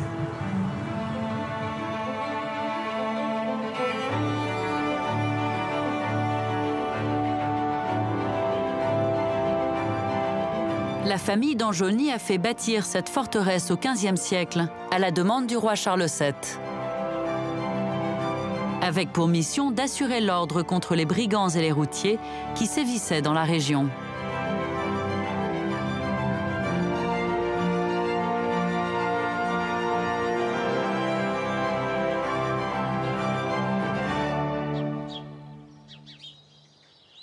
Nous voilà plongés au XVe siècle avec cette forteresse de montagne qui a la particularité d'être constituée d'un donjon, donc une seule pièce à chaque étage, très grande pièce, entourée de 4 tours d'angle, ce qui fait un ensemble très compact, très militaire, et qui est dans son jus depuis 1430 à peu près.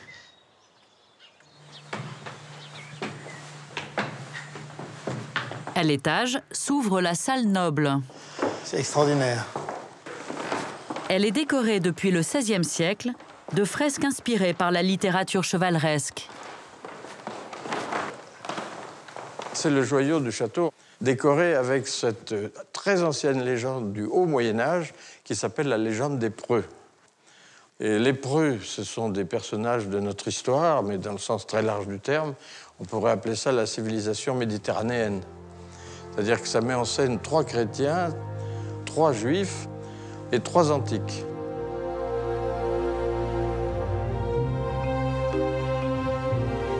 Ces héros légendaires sont tous représentés sur leur monture. Parmi eux, l'empereur Charlemagne. À côté, le roi David. Et enfin, Alexandre le Grand.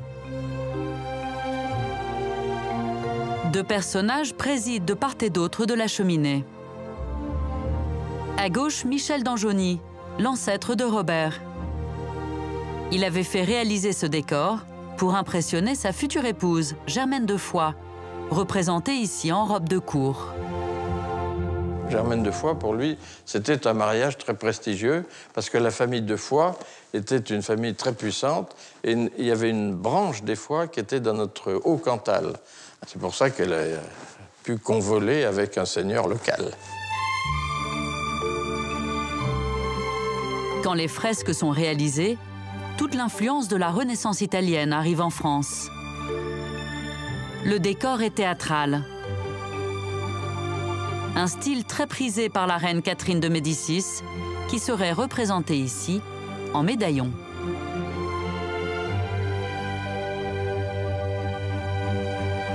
Elle a amené avec elle la dynamique de la Renaissance italienne. Et elle a fait venir aussi à Paris des centaines d'artistes pour aider à cette dynamique.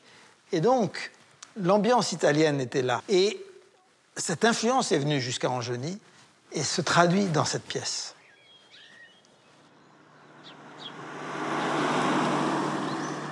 Emmanuel reprend la route à travers les vallées. Son périple s'achève sur les contreforts des monts du Cantal. Au détour du chemin, s'ouvre un panorama sur un autre des sommets volcaniques incontournables de l'Auvergne. C'est une des routes qui mène au Puy-Marie, qui est un des points culminants du Cantal. On est vraiment au cœur de ce pays de montagne et de pâturage, avec des grands espaces, des vues extraordinaires. C'est un bonheur d'habiter dans des lieux pareils parce que c'est des lieux qui vous portent finalement.